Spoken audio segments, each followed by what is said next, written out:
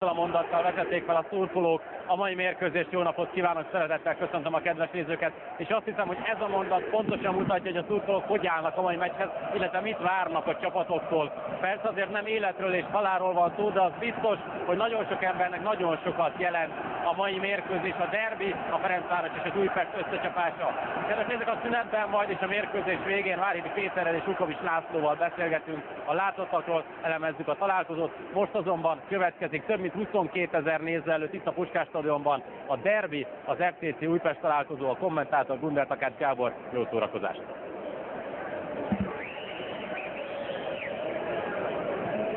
Nagy szeretettel köszöntöm Önöket, hölgyeim és uraim! Rengeteg néző a Puskás Ferenc stadionban, és nyilván sokaknak előjött a régi név is, a Népstadion, hiszen legendás rangadók fűződnek a Népstadionhoz is a két csapat között, de ennek már meglehetősen régen volt az utolsó ilyen összecsapás, 1987-ben, ugye akkor hosszú időn keresztül 55 bajnoki mérkőzés játszott egymással a Népstadionban a két csapat 54 és 87 között, 20 Frad és 20 Újpest győzelem volt 15 döntetlennel, 96 Ferencváros és 95 újpesti gól volt, ezek a bajnoki mérkőzések voltak, szóval itt a Népstadionban nagyon kiegyenlített volt a mérleg. Most azonban egy kicsit más a helyzet, a tekintetben, hogy ez a Ferencváros otthona, hiszen ugye, mint tudjuk, épül az Üllői úti stadion, tehát tulajdonképpen most a Ferencváros hazai pályán játszik, és ez a nézők számában is látszik, hiszen rengetegen váltottak jegyet a mérkőzésre, és sokan még nincsenek is a helyükön, és végül is megtelt az újpesti szektor is, ez valamivel több mint 1200 nézőt jelent. Egyébként nagyon jól elszaparálták egymástól az újpesti szurkolókat és a ferencvárosi szurkolókat, az újpestieket eleve Újpestről hozták zán buszokkal, a fradisták pedig hát ki, hogy érkezett. Éppen egy nagy csapat fradi szurkolóval érkeztem metróval a mérkőzésre, hát hangulatos volt, jól megbeszéltük természetesen a dolgokat. Szóval remek a hangulat, remek az időjárás, a pályán is amennyit lehetett javítottak, ugye nem volt túl jó a pálya talaja, a Puskás Ferenc stadion talaja, ezt láthattuk már bajnokikon és válogatott meccseken is, most nagyobb foltokban gyeptéglát helyeztek el, és reméljük, hogy nem ezen fog múlni a mérkőzés. Óriási a hangulat, és tényleg jól látni, amikor a stadion ennyire tele van, de ebből a képből az is látszik, hogy az újpestiek hát eléggé nagy mértékben el vannak különítve a ferencvárosiaktól, a balhéra végül is semmiféle szükség nincsen. Ami az összeállításokat illeti, és majd ezeket látni is fogjuk, nagy meglepetés nincsen. Gyakorlatilag az az érdekesség, és a Ferencvárosnál ez valóban érdekesség, hogy ugyanaz a kezdő 11, mint az utolsó bajnoki mérkőzésen, amit ugye idegenben 2-0 arányban megnyert a Ferencváros a Lombard Pápa ellen, tehát ugyanaz a kezdő 11 játszik a pályán. Nyilván majd kérdés, hogy ki melyik poszton, de nagy meglepetés lenne, ha benn változás lenne. És az újpestieknél is egy hiány, ugyanaz az összeállítás, mint a haladás elleni 1-1-jel. Csak a Jarmo Achiupéra hiányzik, akivel kapcsolatosan nem látott napvilágot olyan hír, vagy én legalábbis nem találkoztam vele, hogy sérült lenne, de még a kezdő, vagy még a kispadon sem kapott helyet.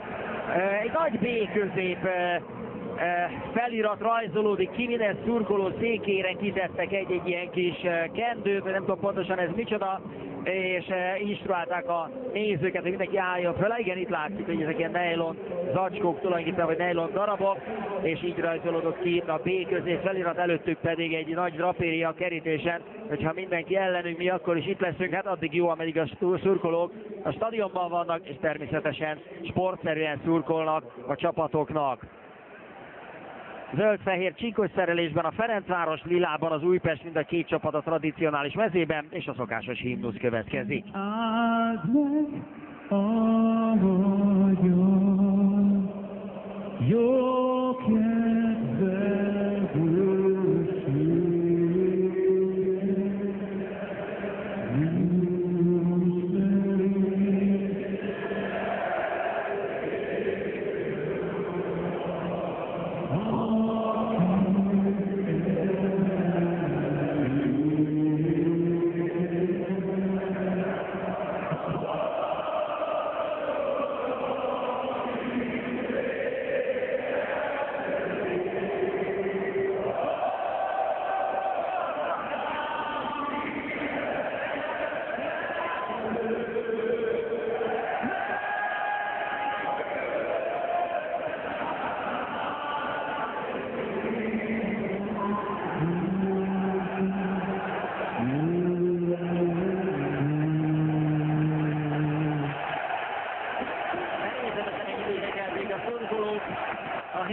az énekessel, hol egy kicsit előrébb járnak, hol egy kicsit hátrébb, de jól szólt itt a stadionban, ez is érdemes kijönni a stadionokban megtölteni, természetesen a televízió ellen akarok ágálni, hiszen gondolom rekordnézettsége van ennek a mérkőzésnek. A derbi, a legfontosabb meccs, független attól, hogy melyik csapat hanyadik a tabellán. Jelen esetben a Ferencváros a harmadik, a Videotonnak 19 pontja van, a DDSC-nek 16, a Ferencvárosnak 15, de ugye a Videoton már egyel több mérkőzést játszott.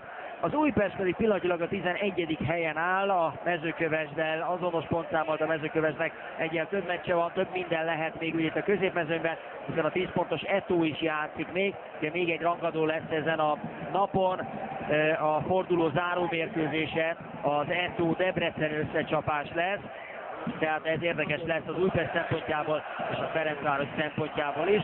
Az biztos, hogyha a Ferencváros győz, a Debrecen pedig nem győz, akkor a Fradi följön a második helyre. Pillanatilag ugye a Debrecennek egy pont az előnye a Ferencvárossal szemben. Szabó Zsolt játékvezető irányítja majd a mérkőzést, aki tavasszal egyébként a 4. játékvezető volt a derbin. 2004. októberében vezetett Fradi Újpestet a Tusa Ferenc stadionban, akkor 1-1-es döntetlenre végeztek a csapatok. Szóval nagy meglepetés az összeállításokban nincsen. Kérdés, hogy egészen pontosan hogy fog kinézni majd a támadó alakzat, de valószínűleg Chihuahua fogja helyettesíteni Archipérát.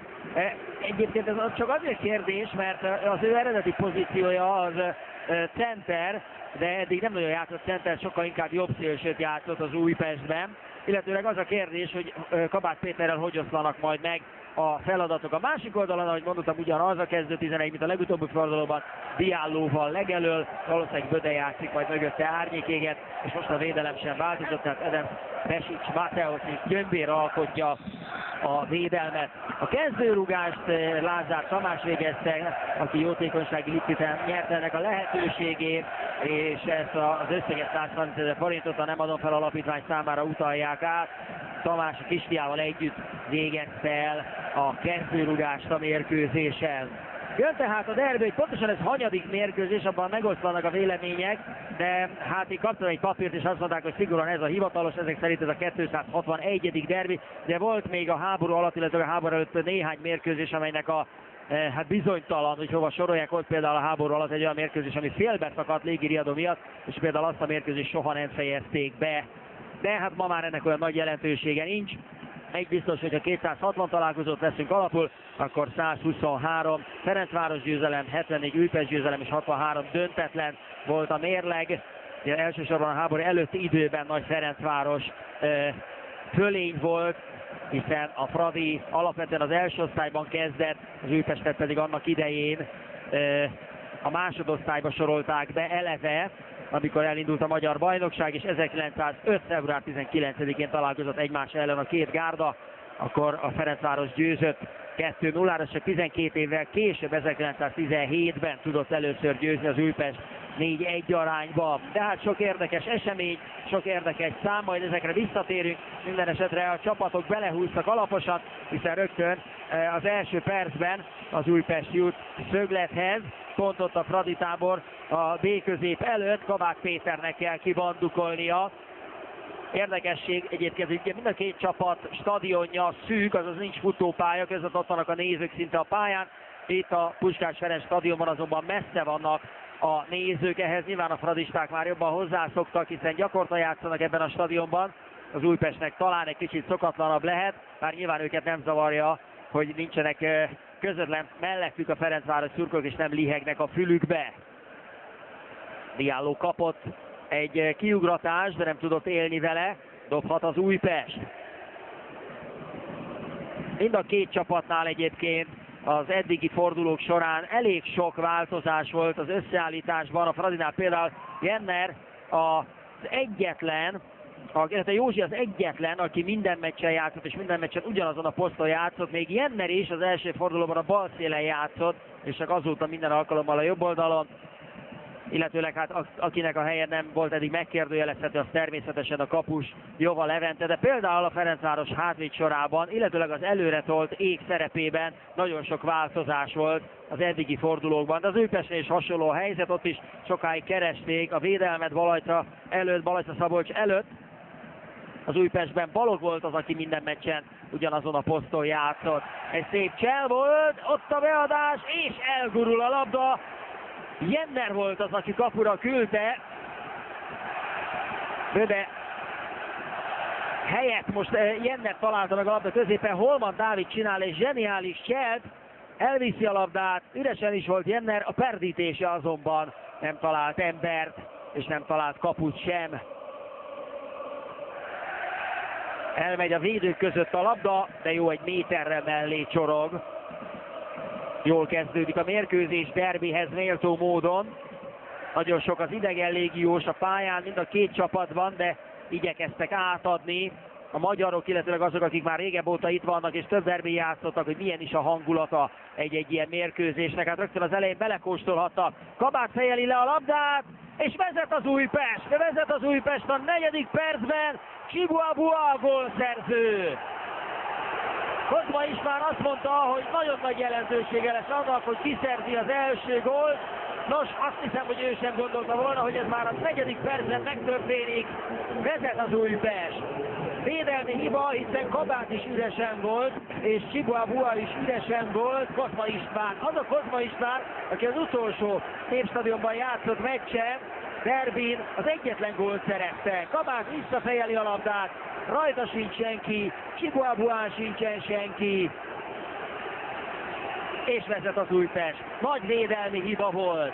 Dicséljük még egyébként Balogh Balázs, aki beívelt a labdát Kabát Péter fejére. Vezet tehát az Újpest.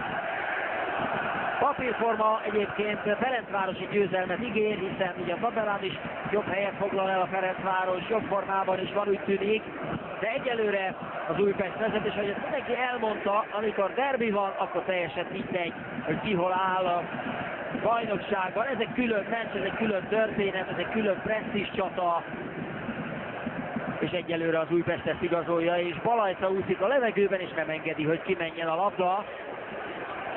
Vezetnek tehát a lilák. Nyilván a statisztika vadászok előveszik azt az adatot, hogy az Újpest eddig minden bajnoki mérkőzésén, ebben a bajnokságban természetesen kapott gólt, tehát nem áll igazán stabil lábakon a védelem, bár úgy tűnik, hogy lassan össze fog állni. Jova Levente intézkedik. Újpesti szabadrugás. Kabát a labda mögött, de ez nagyon messze van. Ez több mint 30 méter.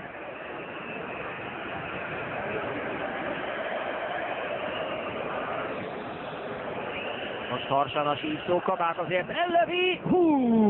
Nem is volt rossz. A hálótartó vasról vágódott le a labda, épp hogy fölé ment. Nem tudom, hogy Jova Levente elérhette volna, ha ez pont kaput talál. Mindenesetre Kabát több mint 30 méterre iszletos bombát zúdított rá. Innen nem igazán látszik, talán majd innen, hogy mennyivel ment mellé. Hát nem sokkal. Azt az alumínium csövet talált el a labda, nüanszokkal ment mellé. Az Újpest tehát nincs megijedve, úgy tűnik, a milliótől, a sok-sok fradi szurkolótól, és attól sem, hogy a tabella harmadik helyezettjével kell játszani, hiszen bátran kezdenek a vendégek. Józsi a labdával, Józsi! Hát ez nem Balajcán múlt, hogy nem lett gól, mert természetesen figyelte a labda útját. Józsi reklamált Szabó játékvezetőnél, gondolom, hogy őt lőtték.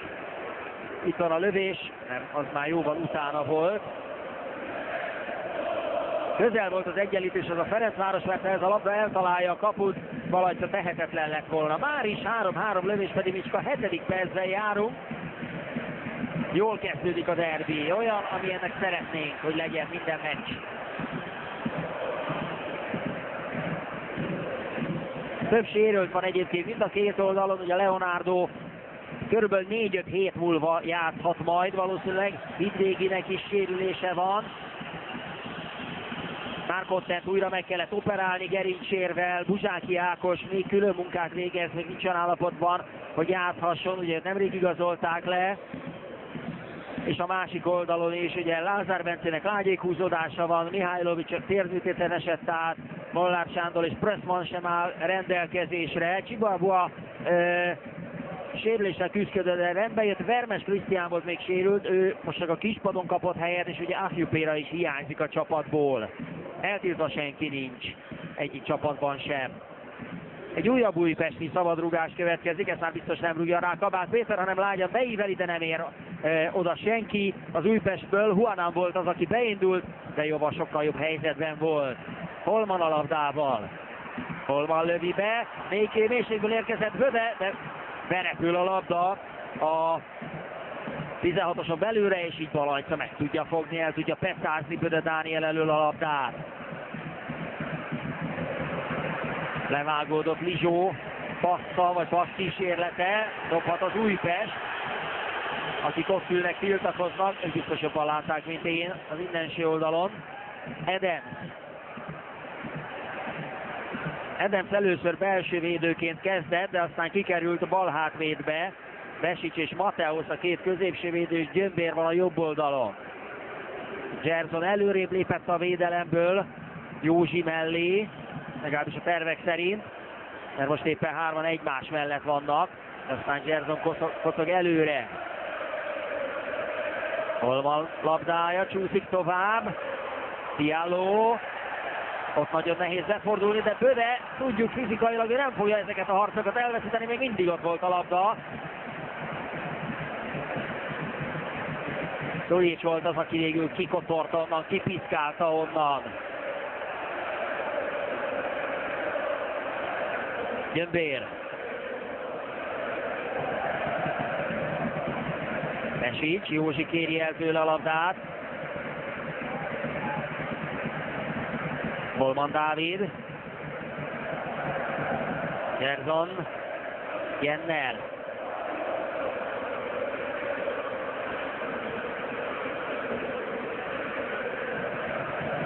Holman, kicsit hosszú volt neki a labda, Holman kapja vissza. Böde indult, de nem érkezett a labda. Úgy tűnik egyébként, hogy Kabák Péter lett az előre tolt ember, és mögötte játszik Chibuabua. Ez azért is kérdéses, vagy volt kérdéses, mindjárt visszatérek rá, mert Bödénél egy lövési lehetőség, de nem találja el a kaput. A Kabát helyén játszott már ilyen árnyékékszerűséget Lázár és Vasiljevics is. Chibuabua viszont a jobb oldalon játszott, Simonnal meg előfordult, hogy a jobb oldalon meg a bal oldalon volt. Itt van még egyszer a gól. Balog. Itt a lefejelt labda, és nagyon jól eltalálja Chibuabua. Kozma István és Mark Lelievre ugrál boldogan, de hát még nagyon sok van hátra, és ezt ők is pontosan tudják.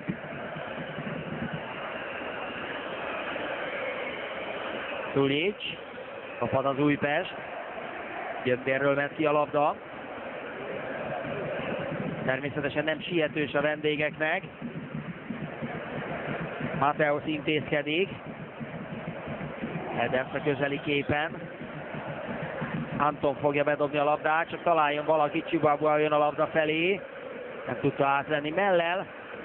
Visszajött vele, vagy jött vele Mateusz, és megzavarta. Adams már a bal oldalon. Adams húzza meg. Nagy csata, és végül szerel Simon.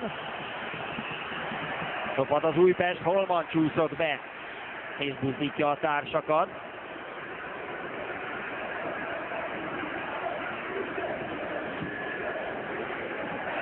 Balog, Chibuabua, Szolics indul, és kapja is a labdát, de Szolics ahelyett, hogy ment volna, megpróbálja Anton megjátszani, Anton be is kanyarodik Gyömbér mellett, és Mellel haza Besics, egy higgadt megoldás jobbának.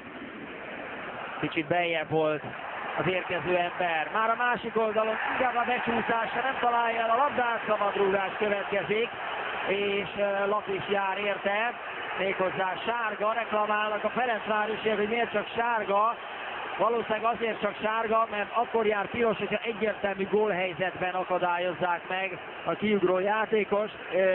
Böde viszont, hogy mondjam, kifelé ment volna, vagy legalábbis nem befelé, és Szabó úgy döntött, hogy ez nem volt egyértelmű gólhelyzet. Nyilván ezzel lehet vitatkozni természetesen, de a játékvezető ezt a szituációt most így ítélte meg.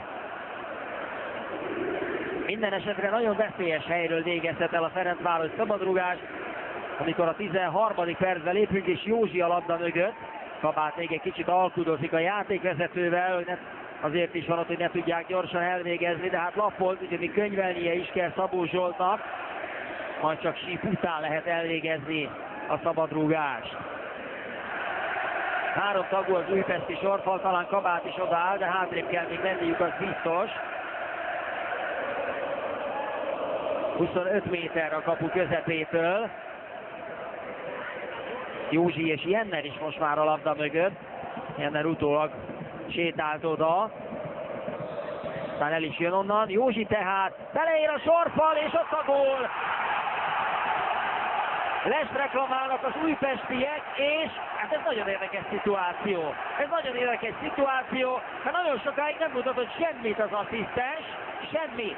Aztán egyszer csak, már akkor, amikor a fradisták örültek, az újpestiek szaladtak fölé, felemelte a zászlaját, és beintette a Lest. De hát ez legalább 8-10 másodperc spéttel történt. Szabadrugás következik. Az alapvonali játékvezetőre kell megvédeni az asszisztens, ez nagyon érdekes szituáció volt. Tudod, hogy egyáltalán Les volt-e vagy sem. Nézzük csak, ugye itt a labdaelrugás, az ott Les, az biztos. És ez akkor is igaz, hogyha a sorfalról pattan meg a labda, így van. A döntés jó, most már csak az a kérdés, hogy a játékvezető, tehát az asszisztens mire várt olyan sokáig. Ugye ez nem számít ellenféltől kapott labdának, hiszen egy megpattanó labdáról volt szó, az ellenféltől kapott labda az viszont csak a szándékos labdaérintésre vonatkozik. A döntés tehát jó, csak azt nem tudom, hogy mi történt olyan sokáig, az asszisztens kivel egyeztetett, lehet, hogy az alapvonali játékvezetővel konzultáltak. Minden esetre összességében jó döntés született. Hát legalábbis a szabálynak megfelelő, mert azt, hogy ez jó vagy nem jó, nyilván Ferencvárosi vagy újpesti szemlélet kérdése, de egy biztos a szabályok szellemében nem adta meg a játékvezető a gólt. Marad az 1-0 az Újpest javára, méghozzá 4. perc óta Balog rángatja Bödét, hát bizony Bödének sosincs könnyű dolga, de az embereknek sem, a játékosoknak sem, akik vele kell, hogy megküzdjenek, mert egyedül simán leráz 2-3 védőt.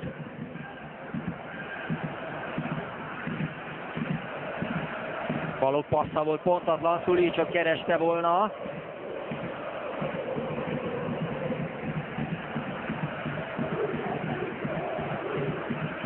Minden esetre úgy tűnik, hogy a Ferencváros túl van a megrázkódtatáson, a korai gól miatti megrázkódtatáson, és nagy lendülettel vették át a játék irányítását az elmúlt 5 percben.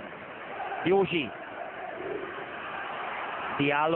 Diallo, levágódik a labda, és szöglet. Az első ferencvárosi szöglet a meccsen. Diallo cselezte be magát, de végül is nem tudta beadni a labdát.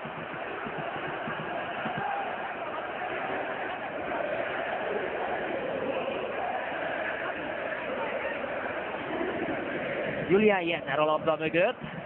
Balajca bemaradt a kapujában, ott a labda, és aztán sikerül kibikázni a Lizsónak. Az egyik új szerzeménynek. Meglehetősen sok olyan játékos van a pályán az Újpestnél, aki friss igazolás, ideigazolás. Szulics, Lizsó, Ngava, Guanán. Másik oldalon is van néhány ilyen játékos, például Mateos, Gerson vagy Eden.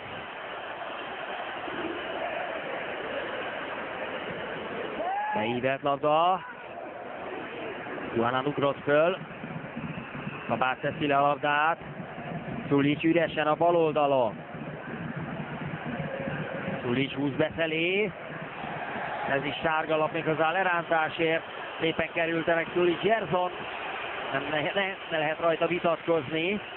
A második sárga a meccsen. Gava és Gerson a két sárgalapos.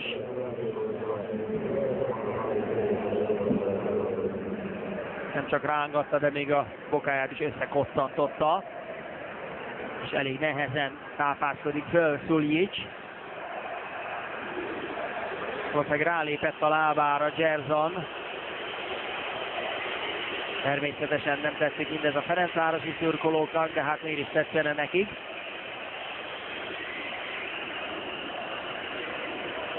Visszatérve egyébként még egy kicsit a tabellára, azért is érdekes a Ferencváros helyzete, mert ugye a harmadik helyen állnak, mindössze 10 rugott góllal 7 mérkőzésen, tehát 10-8 a rugott, illetőleg a kapott gólok száma a Fradinál. Például az Újpestnél meg 11. 13-10, tehát 3 több gólt lőttek, és plusz 3 a gólkülönbség, nem plusz 2.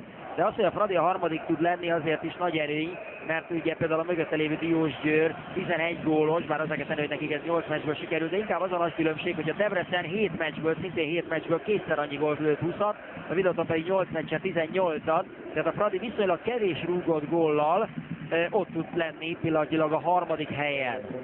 Ettől függetlenül, ha bajnoki címre törnek, már pedig kimondottan bajnoki címre törnek, ezt mondta Ricardo Moniz, akkor nyilván javítani kell azért a hatékonyságon.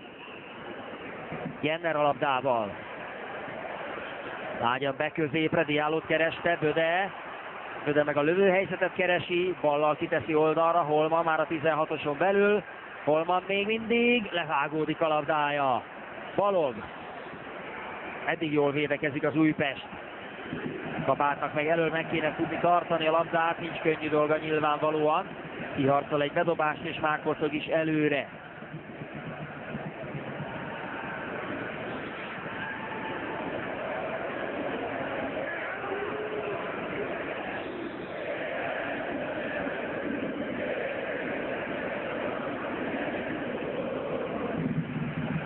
Anton bedobása, Kabát, Szabó játékvezetőt is meg kellett kerülnie, Ngava lövi a jobb oldalra, és sikerül Simonnak befutni, megkerüli Adamset, aki lerántja Simon Krisztián. Kíváncsiak a lassításra, mert elég messze volt ez a szituáció, ráadásul ugye ha lerántás, ha lefújják Thompson sárga is, az jogos, Adams is sárga lapot kap. Simon sokkal gyorsabb volt, mint Adams. Hát nehéz azt mondani, hogy ez szabályos volt. Kézzel is dolgozik, meg lábbal is Adams. A lassítás alapján jogos az ítélet. 20. percben járunk, a 4. perc óta vezet az Újpest Chihuahua góljával. Nem lesz könnyű a felugró játékosoknak a beívelésen, mert a nap pontosan szembesült. Kabát a labda mögött természetesen. Jobb a Levente is elfoglalja a helyét. Meg a játékvezető is most harsan a síp. Most harsan mégis rendcsinálás oda bent. Lássuk tehát a szabadrúgást. Lágyan jön a labda. Vasiljevics mozdul, de nem tudta megfejelni. Kicsit magas volt neki. Balog. Szulic húz le. Nem fért ott be. És aztán csak bedobás lett belőle, Gyömbér védekezett jól. A gólszerző Chihuahua Mateusz előtt. Anton fogja bedobni a labdát.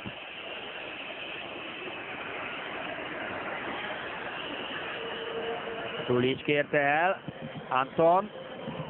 Ez nagyon mélynek tűnik, jobban lehúzza könnyedén.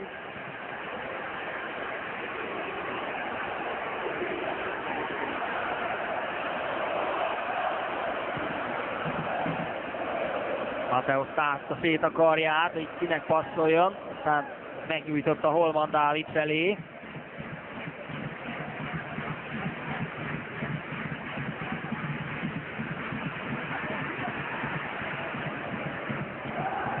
Eden.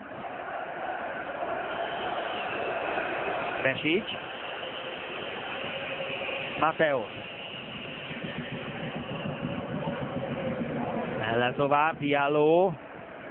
Nem tudta megtartani, Szulic. Gyömbér szabálytalan, előnyszabály, Chihuahua. Ez is szabálytalanság volt.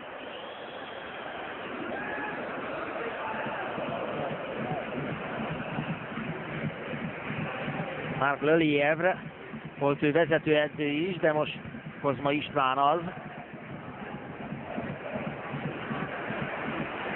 Bizsó iramodik meg, Simon Krisztián. Jól teszi vissza Kabátnak, aki nem lőtt el, egyből állított rajta, De megint érdekes figyelni, hogy mennyire lazán vannak az emberek mellett, illetve nincsenek az emberek mellett a Ferencvárosi védők, hiszen Kabát átvehette a labdát a 16-oson belül, megigazíthatta és még nyugodtan el is lőhette.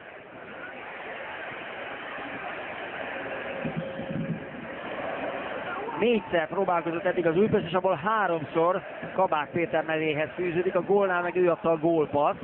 Kabát eddig kiválóan játszik, érthetetlen, hogy miért nem fogják szorosabban az újpesti támadókat, főleg Kabák Pétert, a ferencvárosi védőt. Ricardo Moniz ott is van az oldalvonal mentén, és veszekszik, persze kivel és mit mondasz, kivel veszekszik és pontosan mit mondasz, innen nem tudom. Gerson. Jenner. Gerson emeli fel a labdát, Gyömbér próbálja befutni. Szoljics végül higgadtan oldották meg.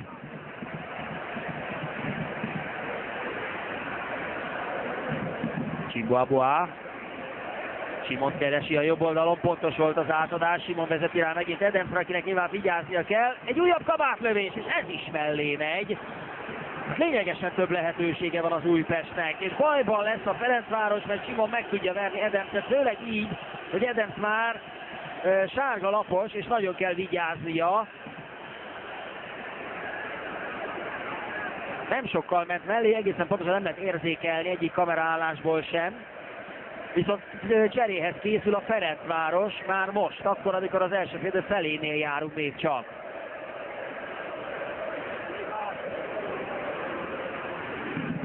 Józsi. Közép húzta vissza, szolidabb balon, mehet tovább. Simon.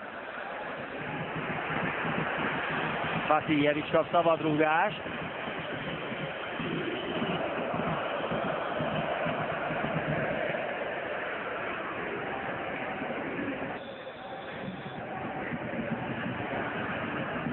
Szomália érkezik majd. És Gerson jön le, ami kérdés, majd kíváncsi, hogy ez mit fog jelenteni, mert szerintem Edemset onnan ki kéne szedni a bal hátvéd posztjáról, és Szomália játszhatna bal hátvédet, mint ahogy eddig, amikor játszott, akkor bal hátvédet játszott. Valószínűleg látja már Ricardo Moniz, hogy lassú Edemsz és Simonnal bajban lesz. Böde közben a 16-oson belül, jó a legurított labda, Jenner lágyan, és egyenlít a Ferencváros, Diallo a gólszerző, 25. perc. Ezúttal az újpestiek védekeztek túlságosan szellősen, Böde, Jenner és Diallo is túl szabadon futballozhatott, egyenlít a Ferencváros a 25. percben. Hát ezt a meccset sem úszta meg az Újpest kapott gól nélkül, mint ahogy eddig minden bajnoki így volt. Böde gurította vissza a labdát, nincs les ezúttal. Jenner pörgeti be, és Diallo magasabbra ugrik, mint a védők, jobban helyezkedik, és Balajca tehetetlen. 1-1. Diallo második gólja a Ferencvárosban, meg a bajnokságban értelemszerűen. Egyenlít tehát a Fradi. Helyzetek mindkét oldalon, nagyon jó meccs. 1-1 az állás, és hol van még a vége.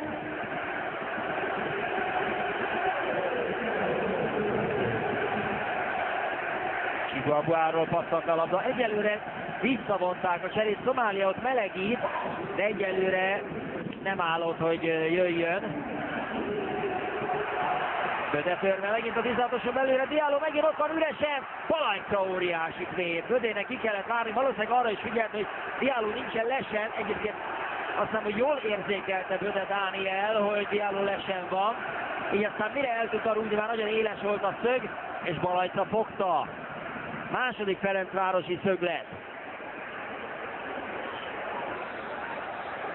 Józsi végzi el, majd ha engedélyt ad a játékvezető.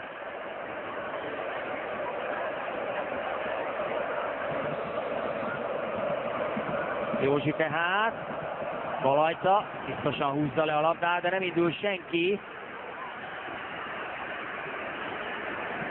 Úgyhogy nem is indít természetesen. Gerson kottog vissza.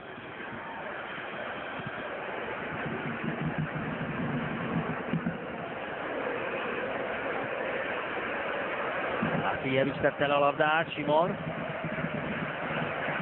Balog. Rizsó indult el a jobb oldalon. Rizsó csavarja be a labdát, Jova. Túlságosan mély volt ez. Jova könnyedén, és szokás szerint azonnal vágja előre a labdát Diallónak. Már nem könnyű ezeket megszelidíteni. Besics. Besics lépett be két ember közé, de aztán inkább visszafordult.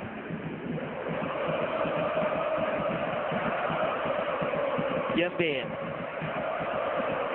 Zserzon.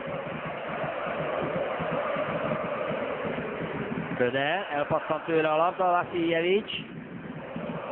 Lizsó. Simon Krisztián. Nagyon aktívan játszik a jobb oldalon, Kabát. Tulajdonképpen mindenkire elmondod, hogy nagyon aktívan játszik, hiszen kifejezetten jó iramú a mérkőzés. Mehet tovább. Simon esettel lépett be középre, de az eset közelében volt Szabó játékvezető, és nem látott szabálytalanságot. Józsi. Holman. És Zserzon. De Holman jött át erre az oldalra, elveszítik a labdát, Anton. Stolic. Chihuahua. Zserzon volt mögötte, Kabát. Besics előzi meg, de nem tudja a pályán tartani a labdát.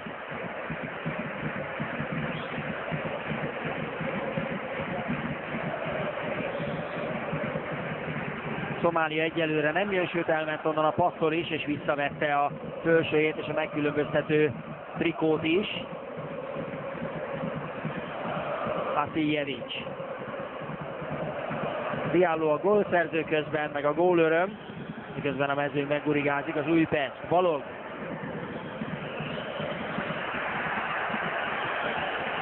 Fölösleges szabálytalanság. Mateos.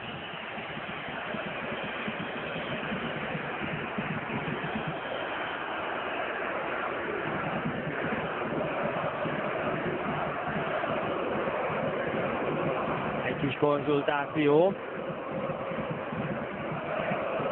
Balog és a játékvezető között.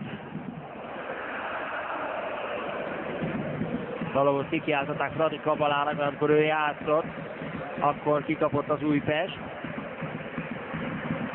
Ez nagyon hosszú beívelés volt. Jova könnyen húzza le. És lövi meg Diallo felé, aki elcsúszik.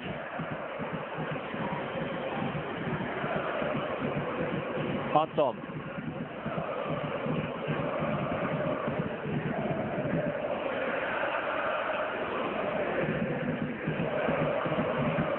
Anton próbál találni valakinek bedobhatja, de hát nem segítettek nagyon a társak. Vasziljevics fejeli fel a labdát a levegőbe. Ez veszélyes, Böde ki tudja onnan emelni, Böde még mindig.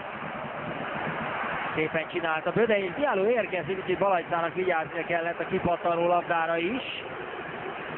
Aztán nyújtja a kezét Diallónak, nincsen semmi baj, hiszen Diallo oda csúszott, de nem veszélyeztette a kapust. Böde szépen csinálta meg a helyzetet, nem volt súlya a lövés, Balajcáról azonban kipattant a labda. Balajca elrántotta magát, de ez nem volt sportszerűtlen. Azért is nyújtotta a kezét a kapus.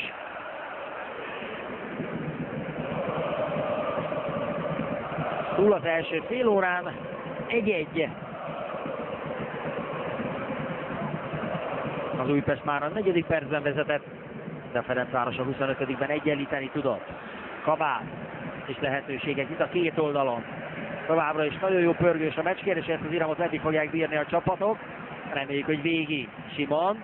Kicsit sok volt a forgolódás, és aztán végül visszaért Holman Dávid, és ő pöckölte ki a labdát. Így viszont visszaért a Ferencváros. Chihuahua próbál befordulni. A hosszú oldalon most nem volt senki, mert Stolic is behúzódott.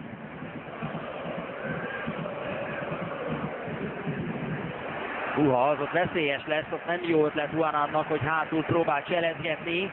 Utolsó ember ilyet ne csináljon. Diallo az ujját fájlalja, és vajon mi van Ricardo Moniz papírját nem látjuk, de úgyis igazából semmi közön nincs hozzá. Úgy gondolom, hogy ez már a indiszkréció határán túl van. Józsi. Józsi még szépen Mikkel Vasiljevics mellett a labdát. Holman, Lizsó csúszik oda messziről. Holman még mindig. Nincs kint a labda. Lizsó szépen oldotta meg. Itt volt most viszont már.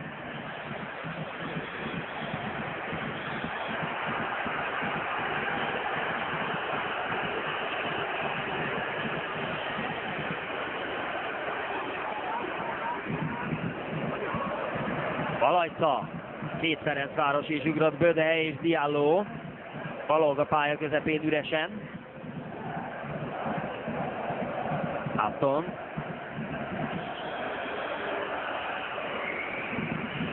Ez pontatlan átadás. Csulics kapja vissza Zserzontól. Jó volt Besics megelőző szerelés és szabadrugás. Lukat a Ferencváros, Kabák kacsizza meg Besicset sportszerűen. Egyébként hál' Istennek a nézőtéren és a pályán is sportszerű a mérkőzés. Holman lövi be.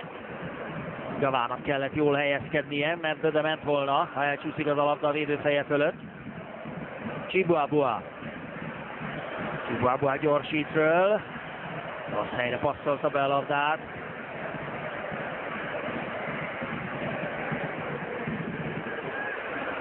Gyömbér. Jenner. Anton gyötörte, Józsi. Adams a másik oldalon, a bal oldalon. Józsi újra. Adams nem vállalkozott rá, hogy meginduljon. Holman sarokkal, ez szép volt, de Gava is olvasta a játékot.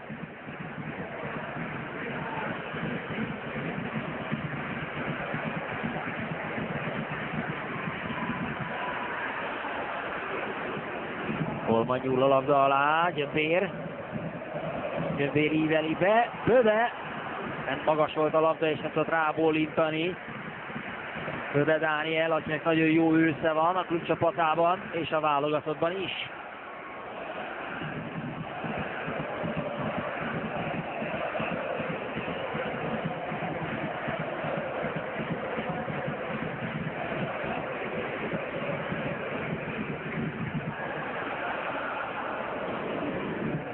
Zserzon.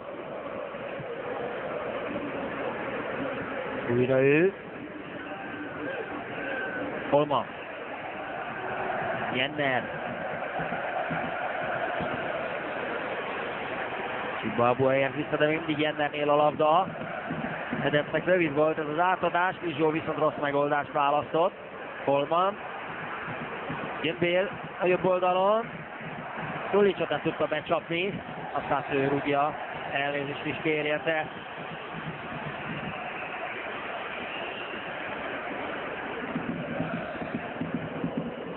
Gyömbér pont Szabó játékvezető felé kocogott, úgyhogy szóban is kap egy feddést. Sportszerűen kezek nyújtott.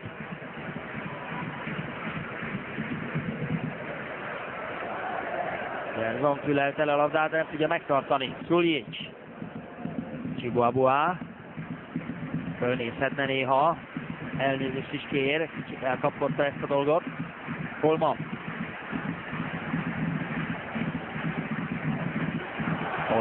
Megpróbálják ugye belőni a védelem mögé a labdát, Diallo és Böde is kész arra, hogy kiugorjon, de eddig ezek nem voltak sikeresek. Jenner.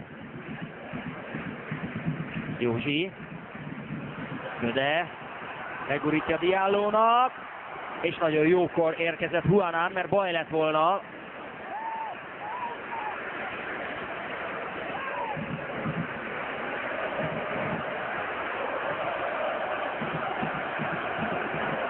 Józsi újra. Holman. Elsodorja Vasiljevics a lábára a labdát, de majdnem önveszélyes lett a megoldás. Újra Józsi. Bödét keresik. Gava jól védekezett mögötte, érezte, hogy mi fog következni. És így Böde nem tudta tovább csúsztatni a labdát Diallo irányába. Balog már. Rossz passz. Előnyszabály. Diallo. Csulics volt szabálytalan Mateusszal szemben egyébként. Jenner. Jenner csavarja be, Balajca csak kiüti tudja, de nem jutott Ferencvárosi. E tekintetben szerencséje volt most az Újpestnek. Nem volt más választás a kapusnak, már épp hogy elért a labdát, nem tudta oldalra ütni. Tulics mehet tovább. Egymás egyé hátán a lilák. Lizsó. Tulics. Szabadrúgás, Józsi volt szabálytalan.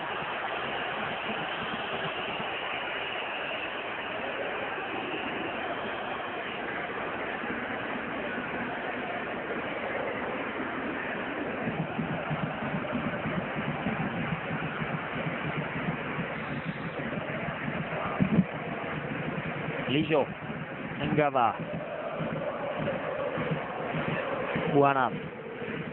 Juanan lövi meg Anton felé, Anton, ez ügyetlen megmozdulás volt, többiek nem tapsoltak, csak Anton.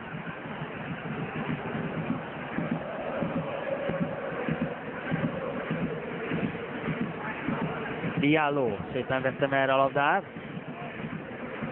Jenner, nézzük kinek ívelhetne, Bödét keresi. Böde kiemeli, Holman, kisodródik vele Holman. Lizsó a nyakán. Holman csinált egy szétselt, aztán belelőtte Lizsóba, kezezést reklamáltak. Én viszonylag messziről nem láttam, hogy a levegőben lett volna Lizsó keze. Siguabua, Tulics megy a bal oldalon, de mögé jön a labda, és így lelassul a támadás. Tulics Gembérrel szemben, elpasszolja. Kicsit megrogyott most az iram, nagyon nagy iramban kezdtek a csapatok, és várható volt, hogy esetleg elfáradnak, egy kicsit belefáradnak. Jenner hívott nagy csatát Antonnal a jobb oldalon.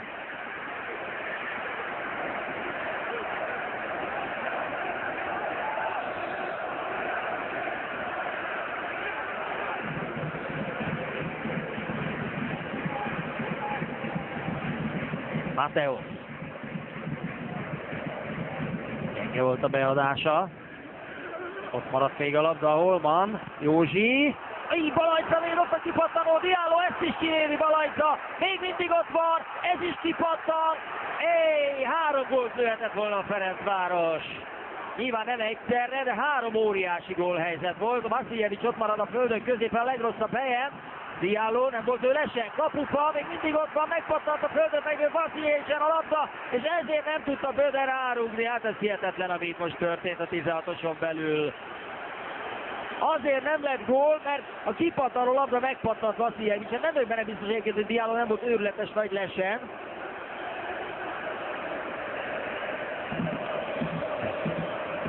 Na nézzük csak.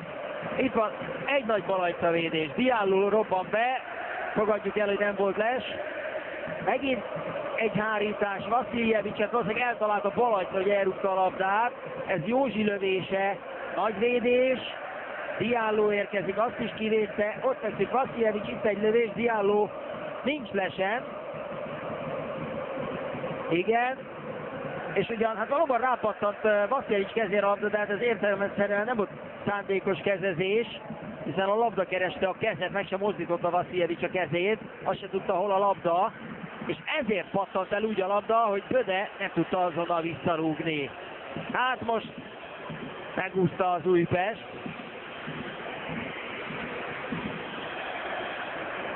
Négy gól benne volt ebben a szituációban, Holman meg természetesen visszaadja a labdát sportszerűen. Vasiljevics meg jelentkezik, hogy jól van, 1 perc lesz majd a hosszabbítás. Ja nem, igen, bocsánat, csak kapta egy információt, de ott még nem tartunk, hogy mennyi lesz a hosszabbítás, hanem az az érdekesség, hogy 1 perc alatt megduplázta Ferencváros a kapura lövései számát.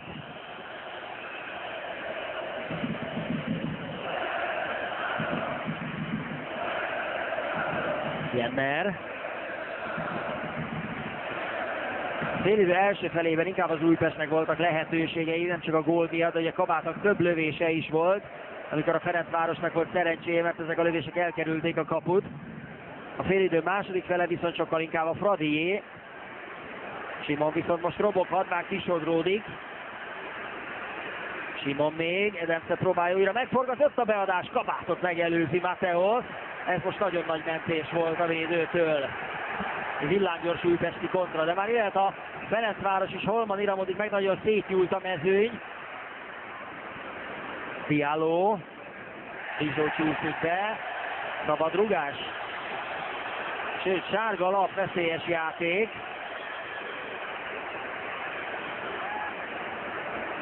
Lizsó méltatlankodik. Egy 20 éves belga ifjú játékos. A játék alapján úgy tűnik, hogy nagy erőssége az Újpestnek. Diallo azonban most nem kezeli annyira.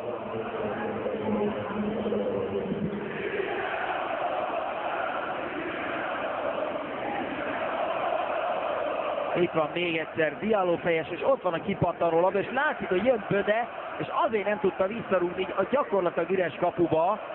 Nézzük, csak kapufáról kipattan, és ha hát valószínűleg még a földön volt, az Böde egyből el tudja rúgni, akkor hát nem tudom, ha csak nem rúgja fölé, ez gól. Vagy nem trafálja telibe az ott átsorgó Ugavát. Valajca jön.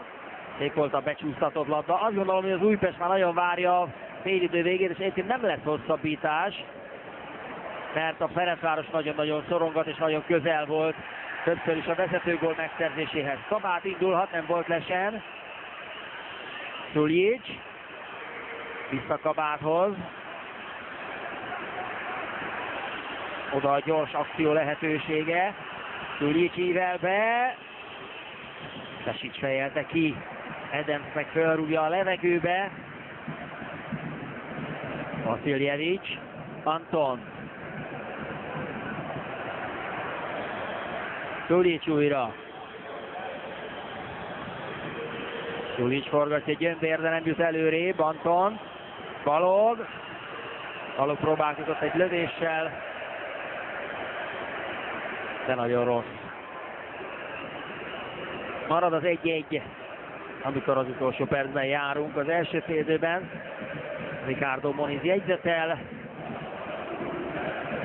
és mégis lesz 1 perc ráadás. Az az első hír, hogy nincs hosszabbítás a negyedik játékvezetőtől, de aztán mégis csak sorszabó játékvezető, hogy 1 percet azért rátett.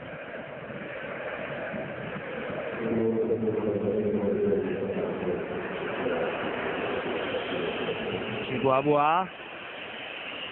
Kabát. Tesics megelőzte. Tesics nehezen szabadul a labdától. Kabát rúgja föl. Kabát nagyon megújta, hogy szórakozik vele Besics. Egyébként nem tudom, hogy az edzők állva, hogy miért nem passzolt Besics. 1 perc a hosszabbítás. Máté Csaba zsörtölődik, hogy miért csak 1 perc. Volt ugye több szabálytalanság, de meg volt ápolás is, és érzi, hogy a csapatban benne van a vezető gól. Böde forgolódik. Ungava kétségbe esetten rúgja ki, Holman is ott volt. Máté Csaba még mindig veszekszik a negyedik játékvezetővel, hogy miért csak 1 perc a hosszabbítás, de hát nem a negyedik játékvezető dönti el. Tehát hát máson nem lehet levezetni az indulatot értelemszerűen. Balog. Ez jó indítás, Simon még megfuthatja, de most ezúttal Besicsel kell versenyt futni, a Besics meg gyorsabb, mint Edem, és végül Simonról megy ki a labda, szépen oldotta meg Besics. Edem.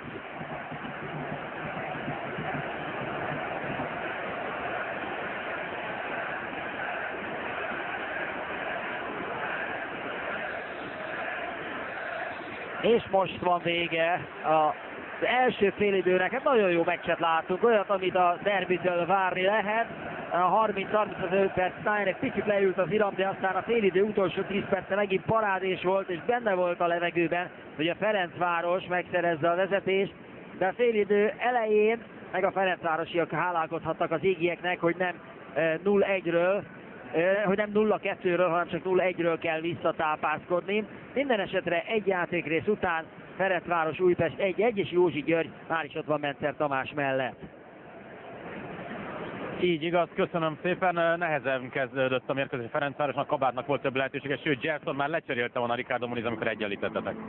Ez így van, sajnos az elején kaptunk egy gólt, de utána úgy érzem, átadtuk benne a játék irányítását, voltak lehetőségeink, sajnos csak egyet sikerült berúgni, másik például be kell rúgni ezt. Így az óriási kavalkád volt, ami a te lövéseddel indult. Hát igen, talán volt 3-4 lehetőség is, hogy gólt tudunk ma szerezni, nem sikerült, de tovább kell ezt csinálnunk, és lesz helyzet a második fél időben. Köszönöm szépen, jó pihenést! Kedves nézők, nem sokára jövünk vissza.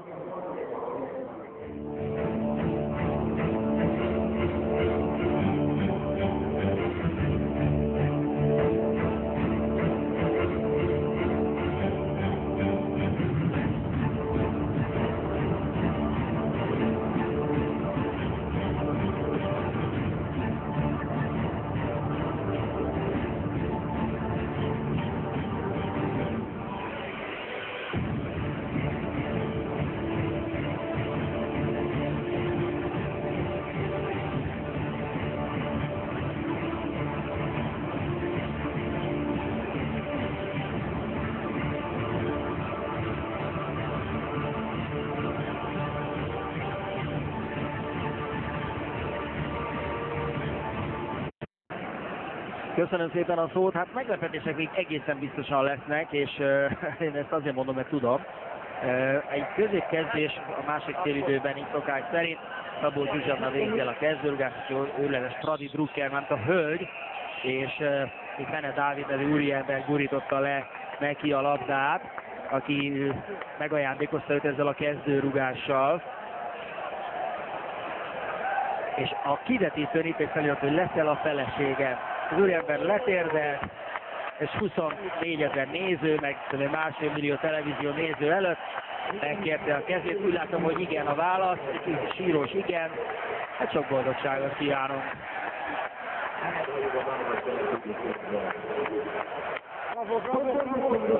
A feliratra készült természetesen kép. Na, nem volt hagyni rögtön az asszonykát. Ja, még a Kabát Pétert megölelte sportszerűen, egyébként a Ferencváros szurkolókról van szó. Na, jó van. Szóval ez volt az első meglepetés. Őszintén szóval az meg engem lepne meg, hogyha nem történne semmi érdemleges a második félidőben.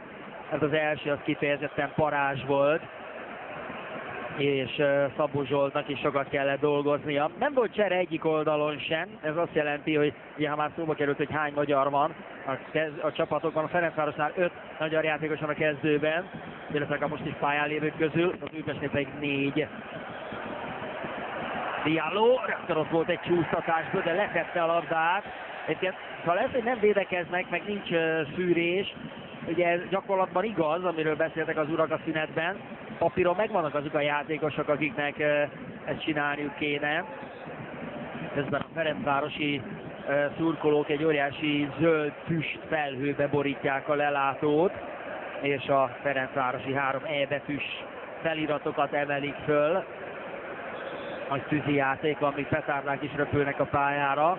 Gondolom, ezek drága petárdák lesznek, de alapvetően olyan a hangulat, mint amilyennek egy futballmérkőzésen lennie kell. 1-1 tehát, és 2-1-re ezt kimondom. 46. perc, ezúttal is egy gyors gól a félidő elején. Úgy tűnik, hogy a Fradi ott folytatja, ahol az első félidőben abba hagyta, csak most sikerül a hálóba találni. Hát itt azért érdekes fejes volt ez, érdekes gól volt, szép nagy ívben behullott a hálóba a labda, tehát persze, hogy egy csapatnak sok helyzete van, akkor előbb-utóbb valami beakad, előbb-utóbb hibázni fog a védelem. Nézzük meg még egyszer. Igen, ez öngól volt, kérem szépen, ez öngól volt. Böve emelkedik.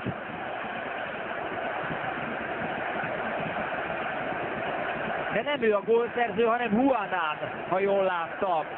Huanán fejéről került be a labda a kapuba. Huanán belestukkol, és ez védhetetlen. 2-1-re vezet a Ferencváros. Sok fradi szurkoló nem látta, mert akkor a füstfal, hogy nem látnak át rajta, de majd elmesélik nekik. Jova Levente öröme.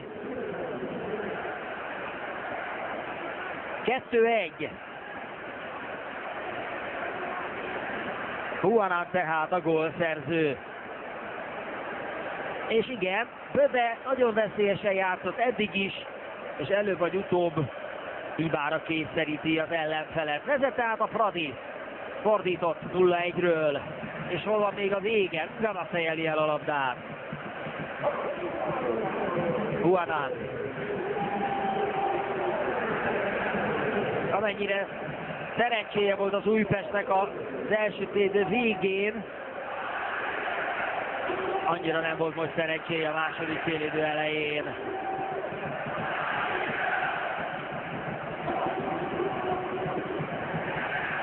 Ricardo Moniz persze tudja, hogy még sok van hátra.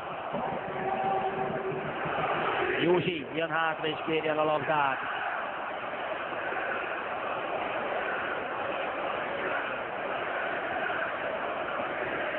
Kicsit azért homályos a kép, mert a füst behúzódik be, ez száll a pálya fölé, de majd mindjárt el fog oszlani, most már a nagyja elszállt.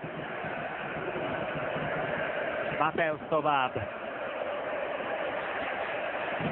Jenner. Huanán. Anton oldotta meg jól. Huanán. Vasiljevics. Kabát. Gyors kontra lehetőség, Kabát megy. Kicsit lassan, kiteszi a szélre Simonnak. Simon gurítja be, ott marad a labda. Kabát lepattan. Visszatette, ezúttal Csibuabua tette vissza lövésre, és egy Kabát előtte elpattant a labda, elakadt a labda a védőkön. Jenner már a másik oldalon, Huanán, illetve Anton érkezik, szöglet. Hát ugyanúgy pörögnek az események, mint az első félidőben. Van mit nézni. Itt a beadás, Csibuabua visszapötköli, és Mateuszban akad el a labda. Nem sok helye volt Kabátnak, nem volt kész, ha bárkiben fölmerült volna. 3-1 a szöglet arány, Kabát Péter.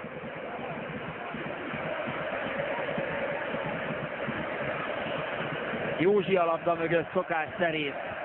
Józsi csavarja be. Csibuabua fejelte ki. Vasiljevics. Jenner csúszott oda határozottan. Nem a Szuljics egy picit fejezette volna a lábát. Ráadásul nem is Szuljics volt, hanem Simon, de bárcsak igaztalanul, csak a szöglet után a másik oldalon indult el.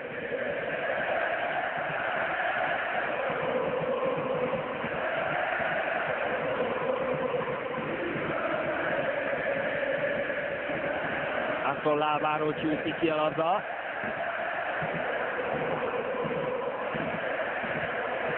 Szeptember 22-én egyébként egyszer játszottak egymás ellen bajnoki csapatok 1979-ben, amikor az a bizonyos Ferencvárosi 7-1 volt.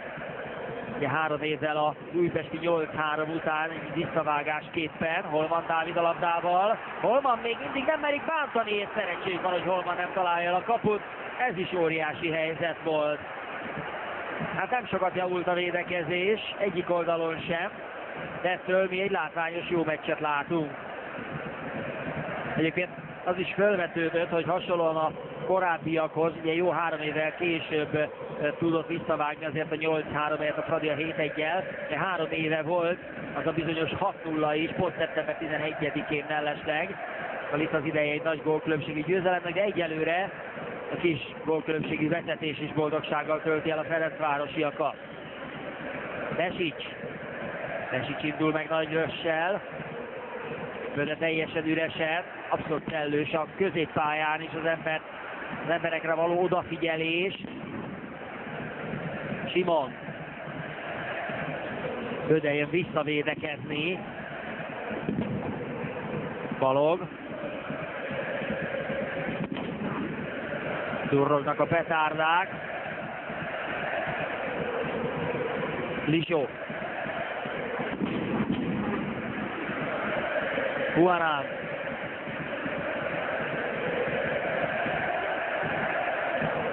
Pontatlan volt a belőtt labda, Jenner intézkedett, Balog lábáról lecsorog a labda, Diallo.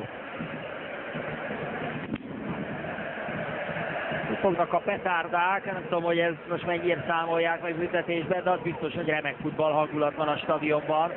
Szurkolással, jó meccsel, hangulattal, feliratokkal, sportszerű feliratokkal. Remek futball délután. Ferencvárosi szabadrúgás következik, Anton volt szabálytalan.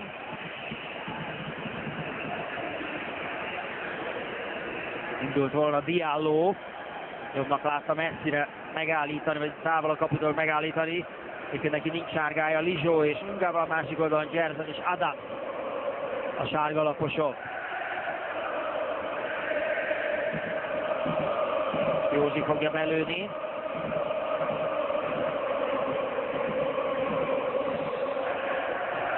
Józsi emeli be a labdát, Diallo elől fejeli ki a Juanan, ezúttal jó irányba. Chihuahua emelte ki a labdát, Simon próbálja begyűjteni, már túl volt az oldalvonalon.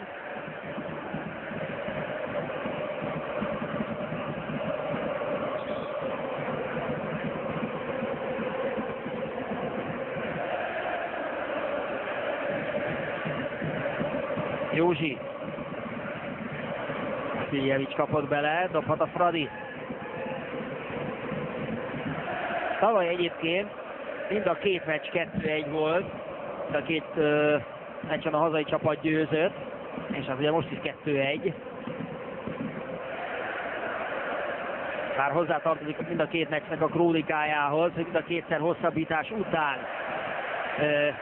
esett gól. Ugye augusztus 19-én az Újpest Chihuahua 94. percben lőtt találatával nyert 2-1-re, márciusban pedig Csukics 93. percben szerzett bombagólja döntött el a meccset a Fradi javára. Két emlékezetes meccs volt. Böde felé a labda, Juanan. Negyedik szöglet, mármint a negyedik Ferencvárosi szöglet.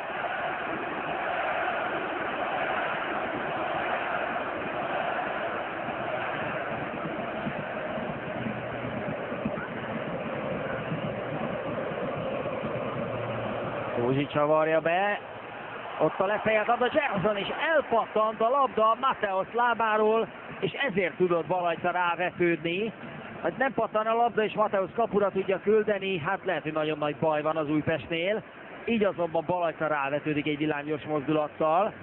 Megint egy rossz helyezkedés, Anton ott hagyta Gerson, és Mateosról elpattan a labda. Holman Dávid. Holmanon pattan meg a labda, pedig nem neki akarta, hanem fölrobogó Besicsnek. Szerintem Holman most véletlenül ért a labdához. Diallo pörgette vissza. Balajta.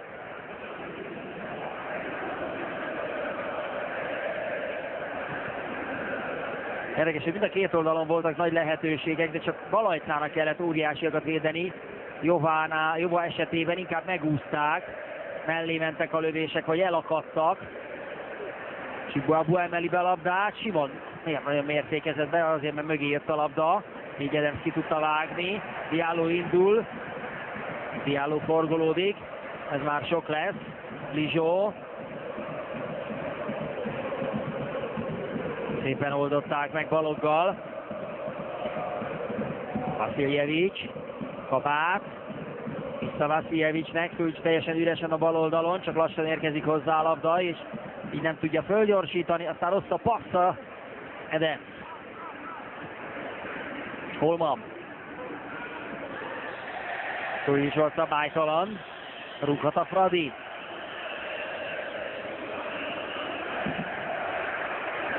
De pont mint az észak ellen, olyan üres területen indul meg, elsodorja Juanan, és ő is kap egy sárgát.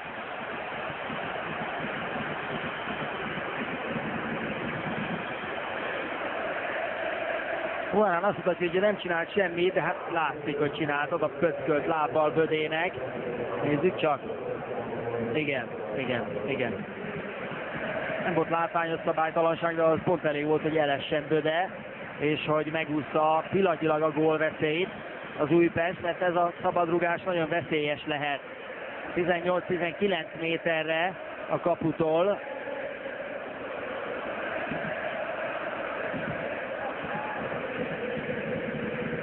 Jenner és Józsi a labda mögött, és Szabó Zsolttal kell valamit intézkedni.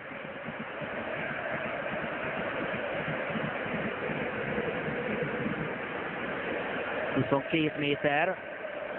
Ugye Nem az alapvonalhoz mérik, hanem a kapu közepéhez. Jenner és Józsi tehát a labda mögött. 58. perc, 2-1-es Ferencvárosi vezetésnél. Szabadrugás a Fradi javára. Józsi, megpattan a labda, és ez most Balajszáé. Nem tudta ellőni a sorfal mögött, vagy fölött, marad a 2-1.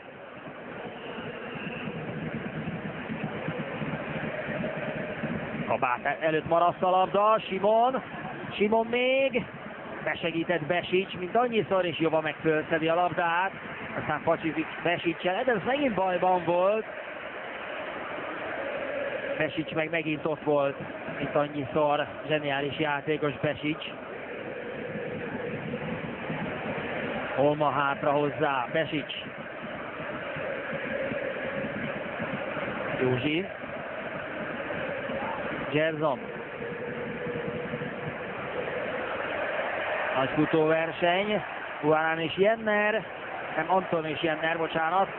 Anton nyer a futásban, de szöglet a Ferencváros javára. Már az 5.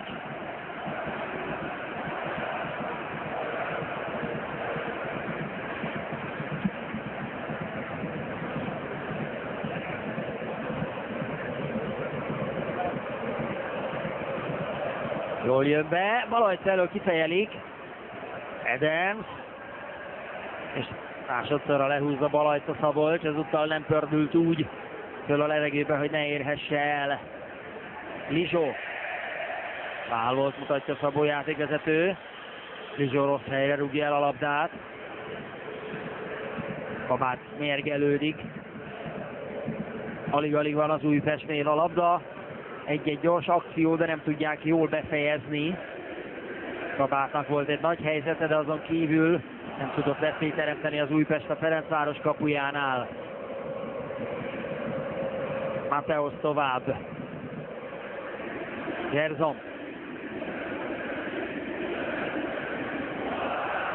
Egyébként a Fradi visszajutott az NB1-be, azóta 8 bajnoki meccset játszott egymás ellen a két csapat, 4-szer az Újpest győzött, 3-szor a Fradi, 1-szer volt döntetlen, úgyhogy most a Ferencváros egyenlíthet, ha megőrzi a vezetést.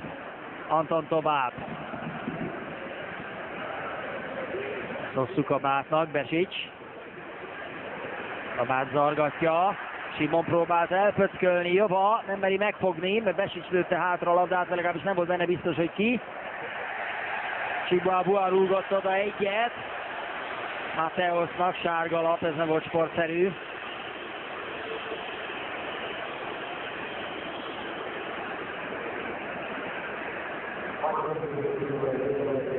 Aztán elnézést kér, az már sportszerű volt. Igen, Babon már, illetve Mateusz már rég elrúgta a labdát, mire oda rúgott Chihuahua.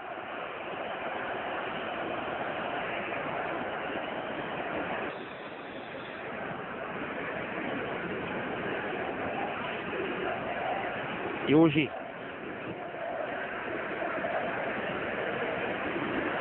Diallo szépen vett fel a labdát a levegőből. Mehet tovább. Vasiljevics. Simon. Kicsit hosszú volt Chihuahuának, Besics rúgja el a labdát. Kaptunk egy hivatalos adatot a nézőszámról. 22.094.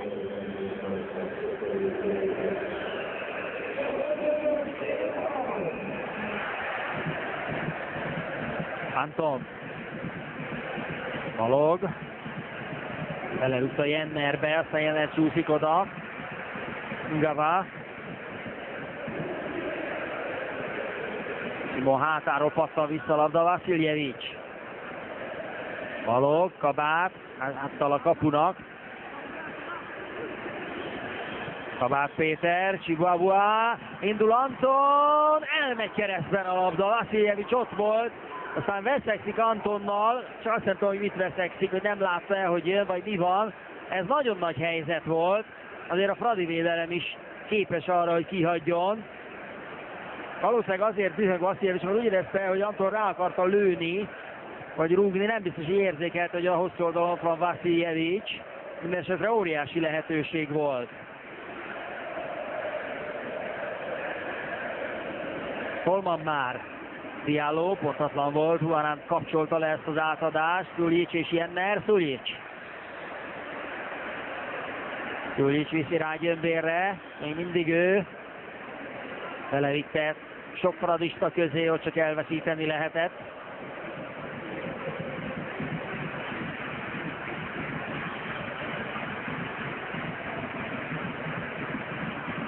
Úgy tűnik, hogy Szomália mégiscsak jönni fog, méghozzá Holman Dávid helyére.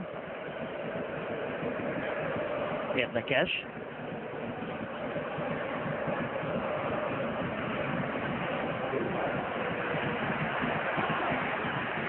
Böde. Vasiljevics vele szemben, Böde fölé. Balla fölé súgasztotta.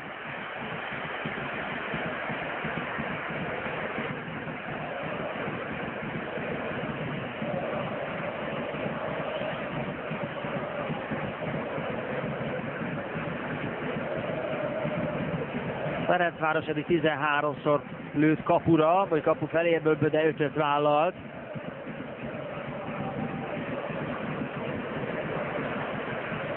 Másik oldalon 8 lövésből 5 Kabák Péter neve mellett.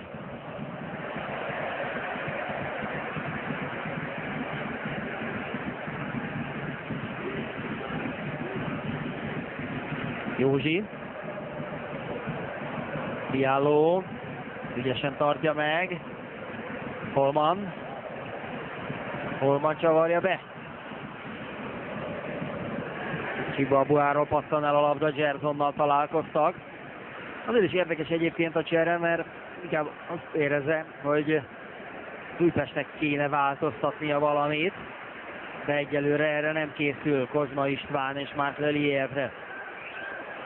Szuljics eladja a labdát.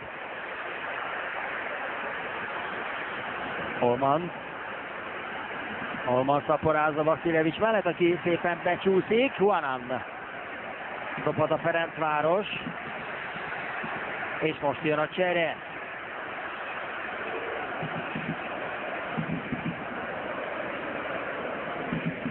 Holman Dávid jön le a pályáról. Nem játszott rosszul, de talán ma nem tudott annyit hozzátenni.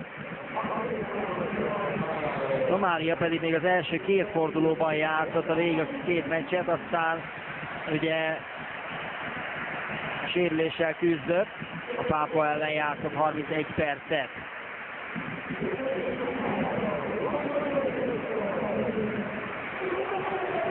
Holman Dávid jön le, most neki nem olyan sietős, mint ahogy 1-0-nál az Újpestnek nem volt sietős.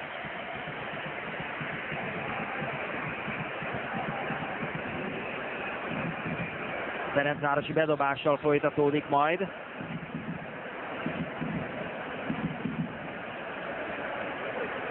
Holmant egyébként nagyon sokszor lecseréli Ricardo Moniz. Ugye általában a 70-75. perc táján egyszer a 73. percben esett a Kecskemét ellen.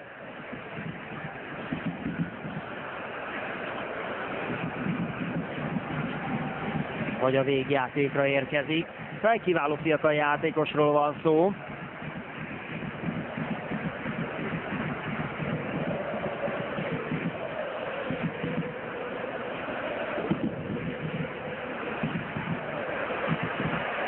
Eddig még egy meccset sem játszott végig. Diallo, Juanán. Már megint csak egy kétségbe esett mentés szögletre.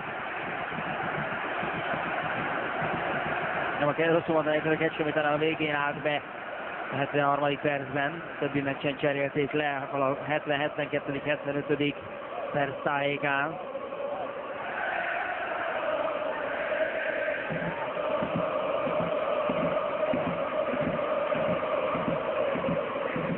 Hatodik Ferencváros szöglet, 6-1 a szöglet arány. Balajta szépen húzta le.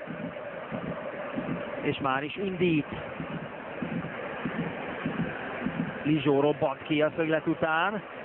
Csibuabua levitte 3 ember közé, és Józsi mintaszerűen szerelte le.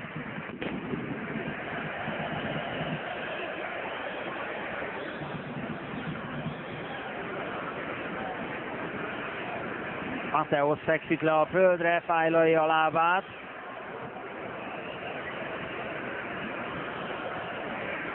És kirúgják a labdát az oldalon túlra értelemszerűen, most jöhet a segítség. Igen, Mateusz volt, aki becsúszott, nem Józsi, és ennél a becsúszásnál sérült meg. Nem látszott a képből, hogy bántották volna. Én legalábbis nem láttam.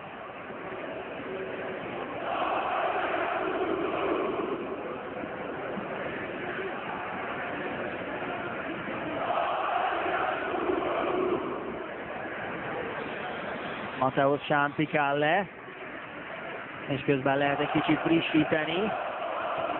A második félidő felénél járunk, és amíg áll a játék, addig a szurkolók szórakoztatják magukat és egymást. Az újpestiek most érthetőkből csöndesebbek. Vasiljevics visszaadja a labdát, Mateusz pedig még ápolják az oldalvonalon kívül. Egyelőre nem készül cserére a Ferencváros. Úgy tűnik, hogy Mateusznak nem lehet súlyos a sérülése, mindesetre még mindig ül a földön, a pályán kívül.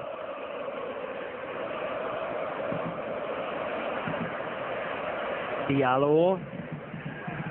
Jenner jött át Holman helyére, és Szomália játszik a jobb szélen. Röde teszi le mellel a labdát. Guarán vágta ki, nagy mentés volt, Lizsó előre. Kabát. Szulics üresen a bal oldalon mehet, bár robog Gyömbér, és robog Szomália is. Chihuahua egyből vissza, kicsit röviden, Szulics túlfut a labdán. Nem volt jó Chihuahua visszapasszolt labdája, és aztán Szulics szabálytalankodik, hogy ne tudjon indulni Gerson.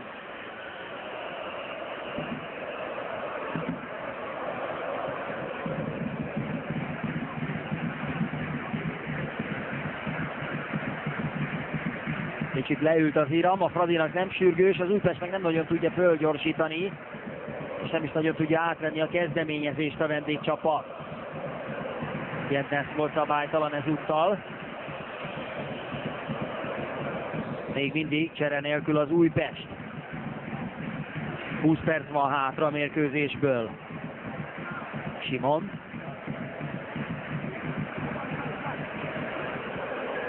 Kabár.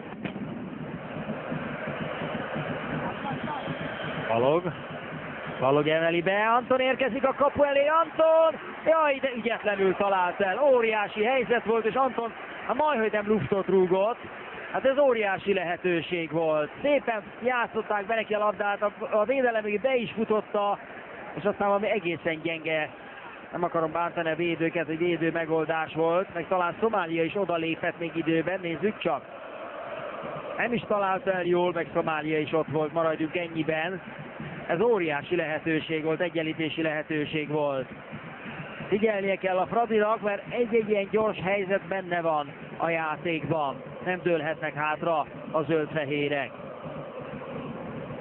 Balog. Diallo lábáról vágódik fel a labda.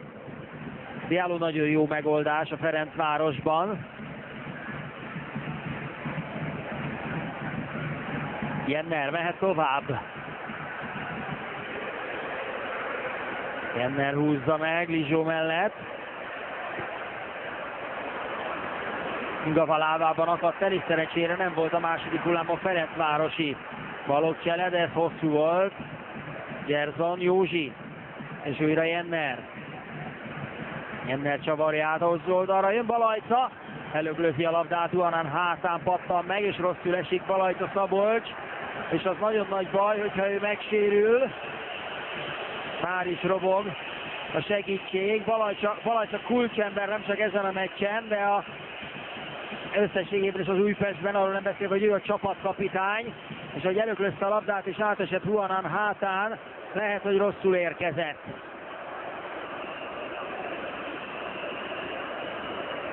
Nézzük csak. rosszul esik, meg talán még rá is. Igen, az a baj, hogy beakadt a keze, beszorult a keze Juanán alá, igen, és Juanán ráesett, és ahogy tovább pördült Balajca, úgy fordul ki a válla. Nem jó nézni. Nem lett volna baj, ha nincs ott Juanán, és lehet, hogy nagyobb volt az ijegység, mint a baj.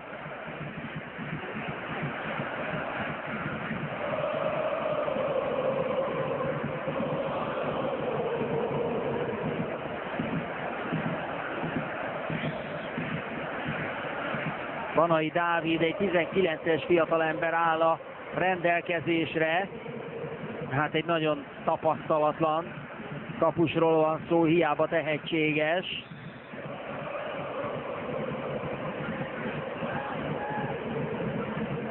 U18-as válogatott volt egyébként Banai kétszer. Egyelőre maradt Balajca. Úgy tudjuk, hogy csak meghúzta a vállát, de nincs komoly sérülés. Csigoabu átdöngölték földre. Balajca mindig tornáztatja a vállát.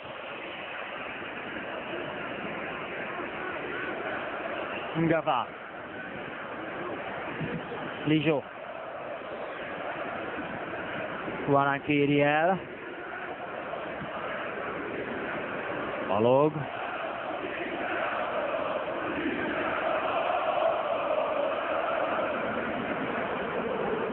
Kabátnak hosszú, Mateos. Rophad az Újpest, elég sokáig hezitált a játékvezető.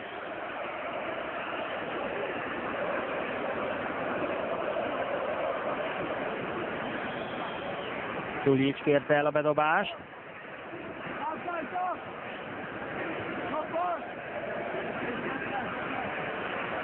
Tulics forgolódik, Balog. Anton. Rossz volt a passza, beindult volna Balog, de nem kapta vissza a labdát. Diallo keresztbe, Jenner és Lizsó futnak nagyot. Lizsó jobb helyzetben, és rá is pattant, ha jól láttam, Jenner lábára a labda, így van, dobhat az Újpest. Csak sokkal hátrébről.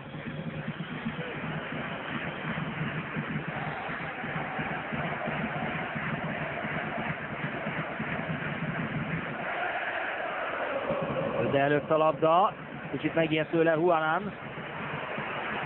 Talán nem véletlenül, szabadrugás. Tulics.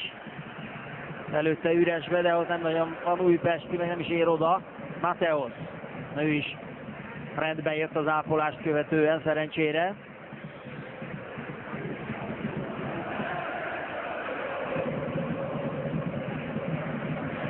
Diallo szerez labdát, egyszerűen játszik Diallo. Józsi még estében elrúgja Böde. Böde indítja Szomáliát. Késlekedett a beadással, így csak egy újabb szöglet. Anton lábáról ment ki a labda. Visszafogottabb lett az Iram, de sajnos várható volt, hogy abban a tempóban nem fogják végigbírni. Ráadásul a Ferencvárosnak ez jó. Az Újpest meg nem tud nagyobb fordulatszámra pörögni, nem tudja igazából tartósan birtokolni a labdát, csak egy-egy kontrából tudnak támadást vezetni az újpestiek. De mint láttuk, mind a két oldalon benne van a gól a játékban. Kevesebb, mint negyed óra van hátra a rendes játékidőből, Jenner szöglete, Böde 3-1! Ezúttal nem mozdult ki Balajca, valószínűleg azért nem, mert nem tudott kimozdulni, mert olyan sokan voltak előtte. Böde megy föl fejelni, és Böde Dánielről tudjuk, hogy jól fejel. 3-1, ahogy említettem, mind a két oldalon benne van a gól, hát ez most a Ferencváros oldalán született meg. Kétségtelen, hogy több lehetősége is volt a Fradinak, ezt azért nem lehet elvitatni. És talán ezzel el is dől a mérkőzés. Böde Dániel a gólszerző, aki egyébként megérdemli, mert jól játszott. Böde érkezik, nagy rössel, őt nehéz megállítani, Juanán próbál vele birkózni, de Juanán nem tudom mit csinál, egy biztos, hogy Böde fölugrik, Juanán meg nem. Ez is védelmi hiba. Juanán miért nem fejelt, miért nem ugrott föl, miért volt háttal a labdának, számtalan kérdés lehetne még ezzel a szituációval kapcsolatosan föltenni, Balajca pedig tehetetlen. 3-1 a Ferencváros javára.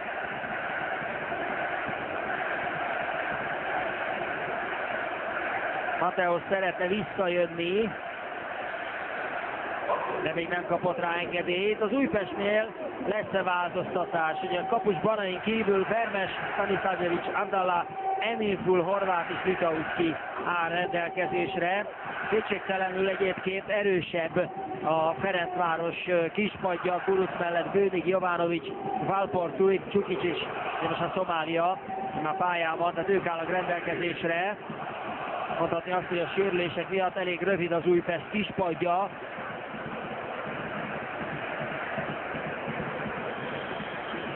Stanisavljevic jön majd egyébként Tulic helyére.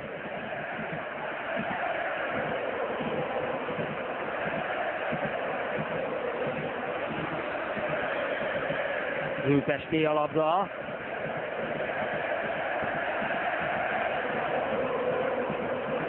Azért is érdekes, mert Tulic támadó szellemű játékos, mint Stanisavljevic, aki papíron védekező középpályás.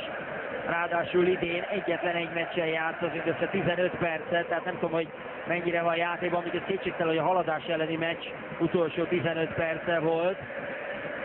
De vajon tényleg Stanisavljevic a megoldás? Nem, mint hogyha a padon ülők sokkal nagyobb potenciált jelentenének az Újpestnél pillanatnyilag. Jön tehát Tulic, az első csere az Újpestnél, és érkezik helyette Filip Stanisavljevic.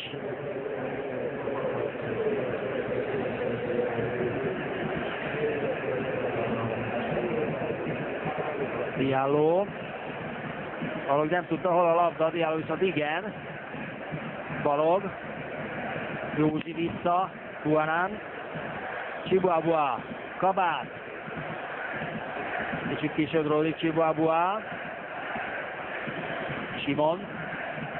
Stanisavljevic. Balog. Chibuabua nagyon körülményes. Minden fradista visszaért, aki vissza akar térni, és Bödén, illetve Diallo kívül mindenki vissza is ért. Kabát. Chibuabua. Balog. Beemelés. Vasiljevic. Simon lövi be a labdát. Ott marad, Gerson talált el a kifejelt labda, Böde. Balog jól érkezik vissza, és szépen fedezte a labdát, bár Böde egy kicsit rákönyökölt a tartójára, csak úgy pihenésképpen. Csukic jön majd, ha minden igaz, Diallo helyére. Ez egyértelműen az eredmény őrzéséről szól. Bár ugye tudjuk, hogy Csukic Bobbang találata volt az, amelyik tavasszal eldöntötte a két csapat meccsét a 93. percben, de Csukicban is benne van a gól, de ő nem csatár szemben Dialloval, nem középpályás. Gerson. Mateusz. Józsi, jól érzik a ferencvárosi közönség. Jenner. Szépen megy el Jenner Balog mellett, aki nem is üldözi. Itt hagyottá vált volna az Újpest. Balog. Kabát. Anton. Anton indul be. Szomália rángatja, tépi, húzza, nyúzza. Simon Krisztián. Átment a bal oldalra jobbról, és Stanisavljevic van a helyén, bár ő is inkább befelé húzódik, még mindig Anton. Nincs kint a labda, csak most. Újpesti bedobás. Gyömbér bandukol befelé. Belül az utolsó 9 percen 3-1-es Ferencvárosi vezetés, és most a csere Diallo helyett érkezik tehát Csukic. Nagyszerűen játszott Ulice Diallo.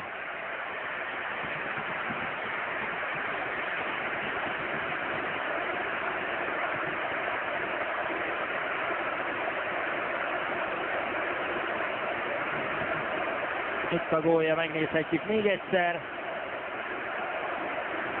Szétfejes.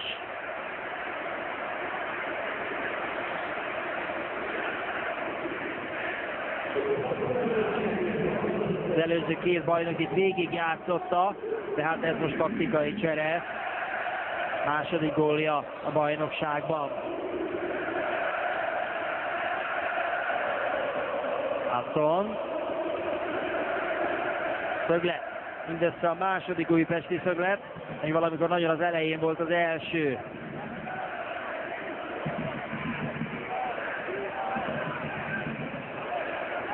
Balog fogja belőni.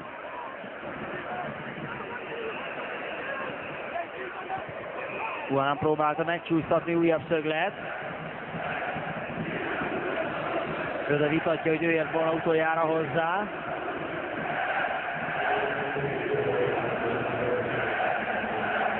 Abban minden Ferencvárosi a stadionban.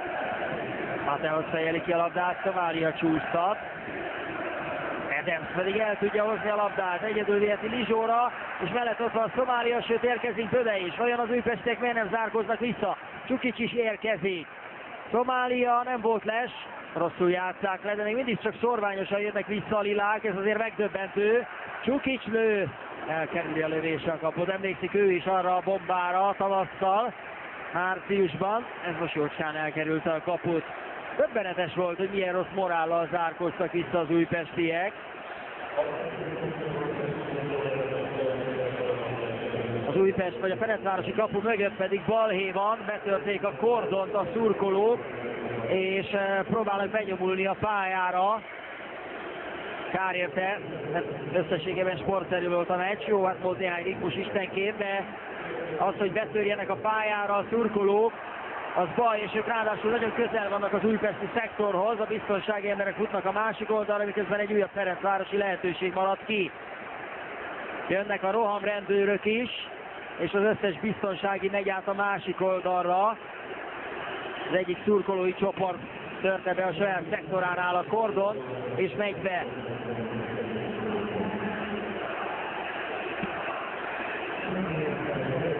Íme itt van, talán sikerül őket visszaterelni. Igazából sok minden nem indokolta a balhét. És a hangosan beszélő is. A Ferencvárosok között volt népszerű Szasza, Zorál énekese. A hangosan beszélő, hangosan bemondó a Fradi meccsein. Szabó 2 Zsolt jön ki, hogy lehet-e folytatni a mérkőzést. Kár, hogy a Ferencvárosok a saját meccsüket teszik tönkre, vagy legalábbis ezek a ferencvárosi szurkolók, akik ezt a balhét csinálták, mert semmi nem indokolta, semmi olyan nem történt, és csak a Ferencvárosnak lett belőle baja, hogyha félnek ezt a kitörő meccset. Megmondom őszintén, a jelen állást, hogy nem gondolnám, hogy ez így van. Minden esetre rengeteg rohamrendőr érkezett a stadionba.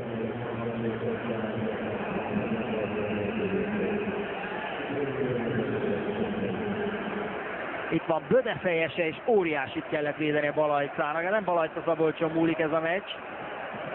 Neki sokat köszönhetnek az újpestiek.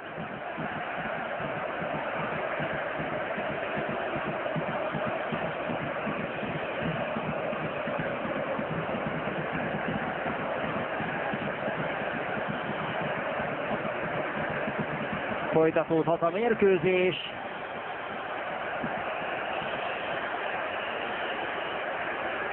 Szabó Zsolt visszatér a pályára. Nem tudom, mennyi lesz emiatt a hosszabbítás.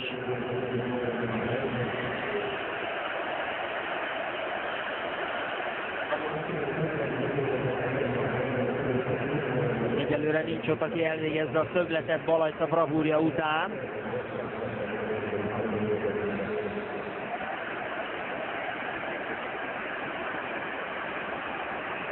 Jenner fogja tehát elvégezni a szögletet.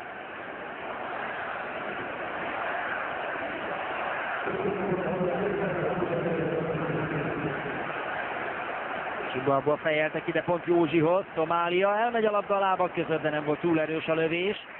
Könnyedén fogta Balajca, és már is indít, csak rosszul találja a labdát. Dobhat a Ferencváros.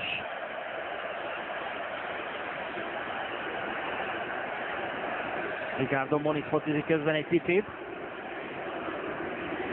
Adams már. Besics.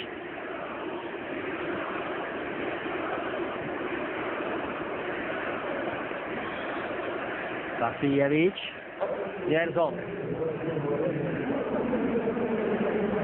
Jender indul el, és be is éri. Lizsó vele szemben. Jenner szépen fedezi a labdát. Két ember között Jenner még mindig nála a labda. Szépen őrizte meg Eden. Pesic. Csukic.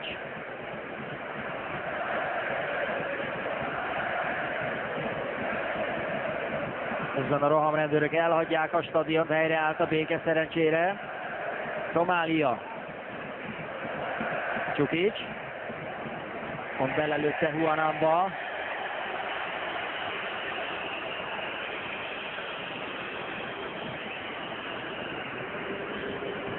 Csibabua. Kabát.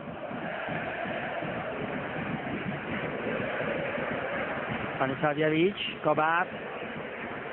Megállt az újpesti akció, megállt a tudomány. Elpattan még Balog lábáról a labda, de ez Jován a könnyű zsákmány.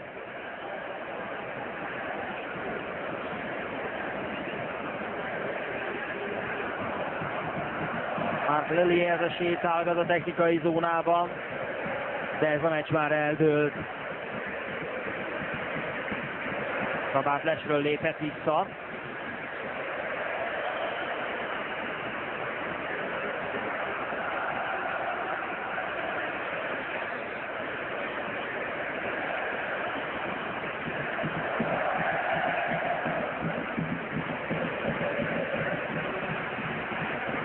Pesic nem sietős, Böde várja a labdát, de nem kapja, nem fogják fölívelni, nehogy induljon belőle az ellenfél. A 90. percben járunk.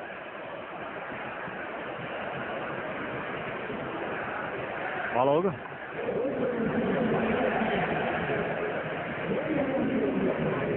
Nem koncentrálnak már az újpestiek, már nem annyira motiváltak, mint voltak korábban. A harmadik gól úgy tűnik megadta a kegyelemdöntést lelkileg a liláknak.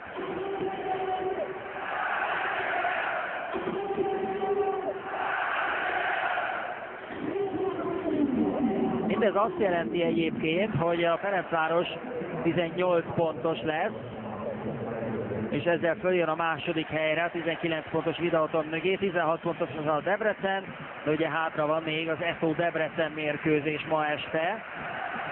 Az Újpest pedig ott ragad a 11. helyen 9 pontjával, hasonlóan 9 pontos a Mezőkövesd és a 8 pontos Honvédot és Kecskemétet előzik meg a lilák, nem tudtak tehát előrébb lépni. Jenner.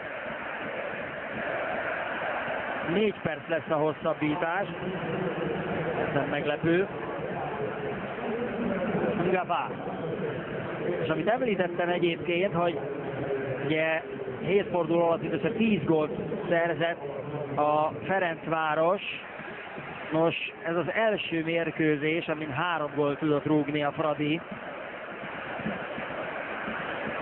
Pécs ellen 2-1-re győztek, van a Videoton ellen 0-2, Győr ellen 2-1, az MTK ellen 2-0, a Debrecen ellen 1-4, a Kecskemét ellen 1-0 és a Lombard ellen 2-0. Ez az első 3 gólos meccse a Ferencvárosnak a szezonban. Az Újpest pedig továbbra is elmondhatja magáról, hogy minden meccsen kap gólt.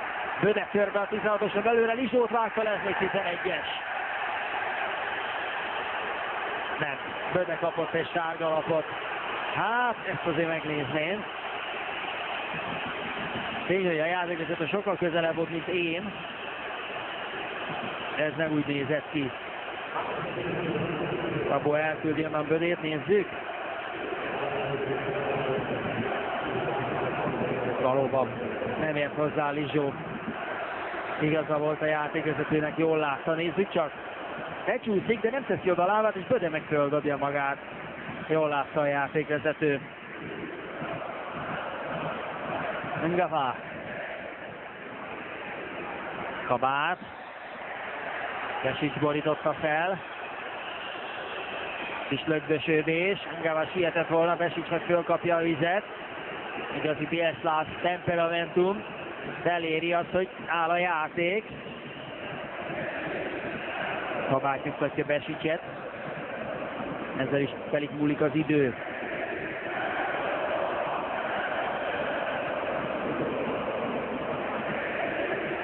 és oda tette a lábát. Még egy szabadrugás, de 2 gól kéne az Újpestnek. Tamár. Nem volt veszélyes, Szomáli azonban nem tudja pályán tartani a labdát. 93. percben járunk.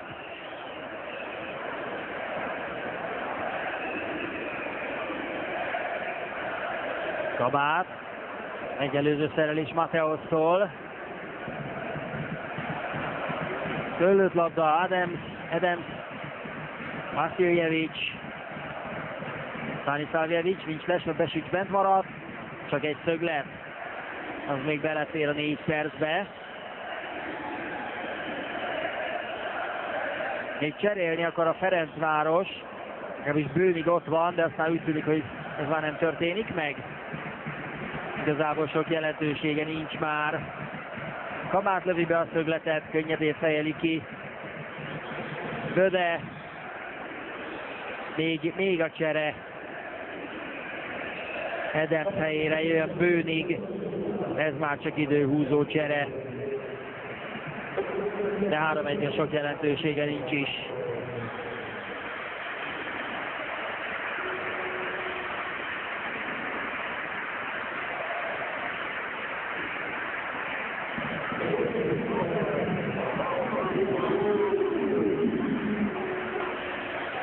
Bőnig tehát a pályán.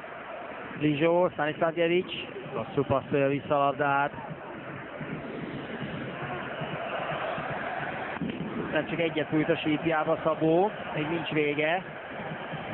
Még egy bedobás. Chibuabua. De már nincs átütő erő az Újpestben. Chibuabua próbál befordulni. Besics védekezik jól. Lizsó. Gerson. Már ez a 95. perc, ugye?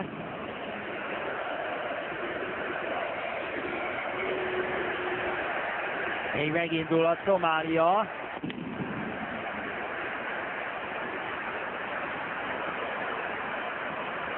Túl kombinálta. Balogh hozza ki a labdát. És most itt a vége. 3-1-re nyeri a Ferencváros tehát a derbit. Azt kell mondjam, hogy megérdemelten, de az elején bajba kerülhettek volna, hogy az Újpest szerzett vezetést a 4. percben, és az első 20 percben jó néhány lehetősége volt az Újpestnek, hát nem tudtak újabb gólt szerezni, a Ferencváros pedig összerázódott, túl voltak a kezdeti megrázkódtatáson, kézbe vette a Fradi a meccset, már az első félidőben, a 25. percben sikerült egyenlíteni Diallo révét, és már az első félidő végén benne volt a vezető gól a mérkőzésben, ekkor azonban még nem sikerült gólt szerezni a Fradinak, ám rögtön a 46. percben az addig szerencsés Újpest ezúttal bal szerencsés volt, mert Huana fejéről magas ízben védhetetlenül hullott a hálóba a labda, 2-1, és aztán a 77. percben Böde Dániel góljával eldőlt a mérkőzés. 3-1 volt az Újpestnek néhány kontrája, de összességében többet tett a Ferencváros a győzelemért, több helyzetet dolgoztak ki, és ők domináltak a meccsen. Az Újpestnek csak lehetőségei voltak, és az Újpestnek egy nagyon rövid kispadja van, nem nagyon volt lehetőség a változtatásra,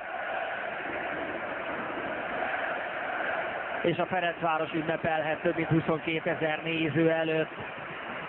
Mindez azt jelenti tehát, ahogy mondottam, hogy a Fradi följön a második helyre a bajnokságban, de a Debrecen még játszik egy mérkőzést. Igaz, nem lesz könnyű dolga a Lokinak, mert Győrben kell majd játszani, és már is jöhetnek az interjúk Kozma István, Mencer Tamás mellett. Köszönöm szépen, valóban az Újpest vezetőedzőjével kezdünk. Mik most a benyomásait mondhatni, hogy ez reális, vagy több volt a meccsben az Újpest szempontjából? Én azt mondom, hogy több volt ebben a mérkőzésben. Az elején jól kezdtünk, aztán érthetetlen módon olyan könnyű labdákat osztogattunk el, nem tartottuk újra meg, és ugye olyan gólokat kaptunk, amire fel lehet készülni. Ha a mozgásból van az egész, azt mondja az ember, hogy nem látta a támadót, de amikor ilyen pontrugásokból kapunk gólt, vagy ilyen beadásból, amikor lehetett látni fél perccel előtte, hogy fogja adni, fel lehet rá készülni, hát erre nem tudok mit mondani. Igen, tulajdonképpen mindhárom gól ilyen szituációból született. Az egyenlítő gól, a másik, ami valójában öngól volt, de ilyen szituáció volt, és Böde harmadik találata is ilyen volt. Igen, éppen ezt mondom, 2-1-nél még nekünk volt két nagy zicserünk, az Anton, hogyha nem kapura lövi az alapvonalon beadja, talán a Bakia hosszúra be tudja passzolni, a másik Anton, én nem is tudom mire várt, Tapsa, vagy nem tudom mire várt, hogy bepasszolta volna a kapuba és be tudtak lépni. Igazából nem volt annyi helyzetünk, mint korábban, de egy kicsit szerencsésebbek vagyunk, talán máshogy is alakulhatott volna. Ezzel együtt a védők hibáin túl azért úgy tűnt, hogy a Fradi vezetése után nem nagyon tudott váltani az Újpest, persze gondolom, hogy ebbe belejátszik a rövid kispad is. Igen, természetesen szerettünk volna, azért még jó lett volna, még ha tudunk cserélni. Szerettünk volna is, de nem így alakult. Köszönöm szépen, jobb folytatást kívánok, kedves nézők, egyelőre a stúdió, én nem sokára jövünk vissza.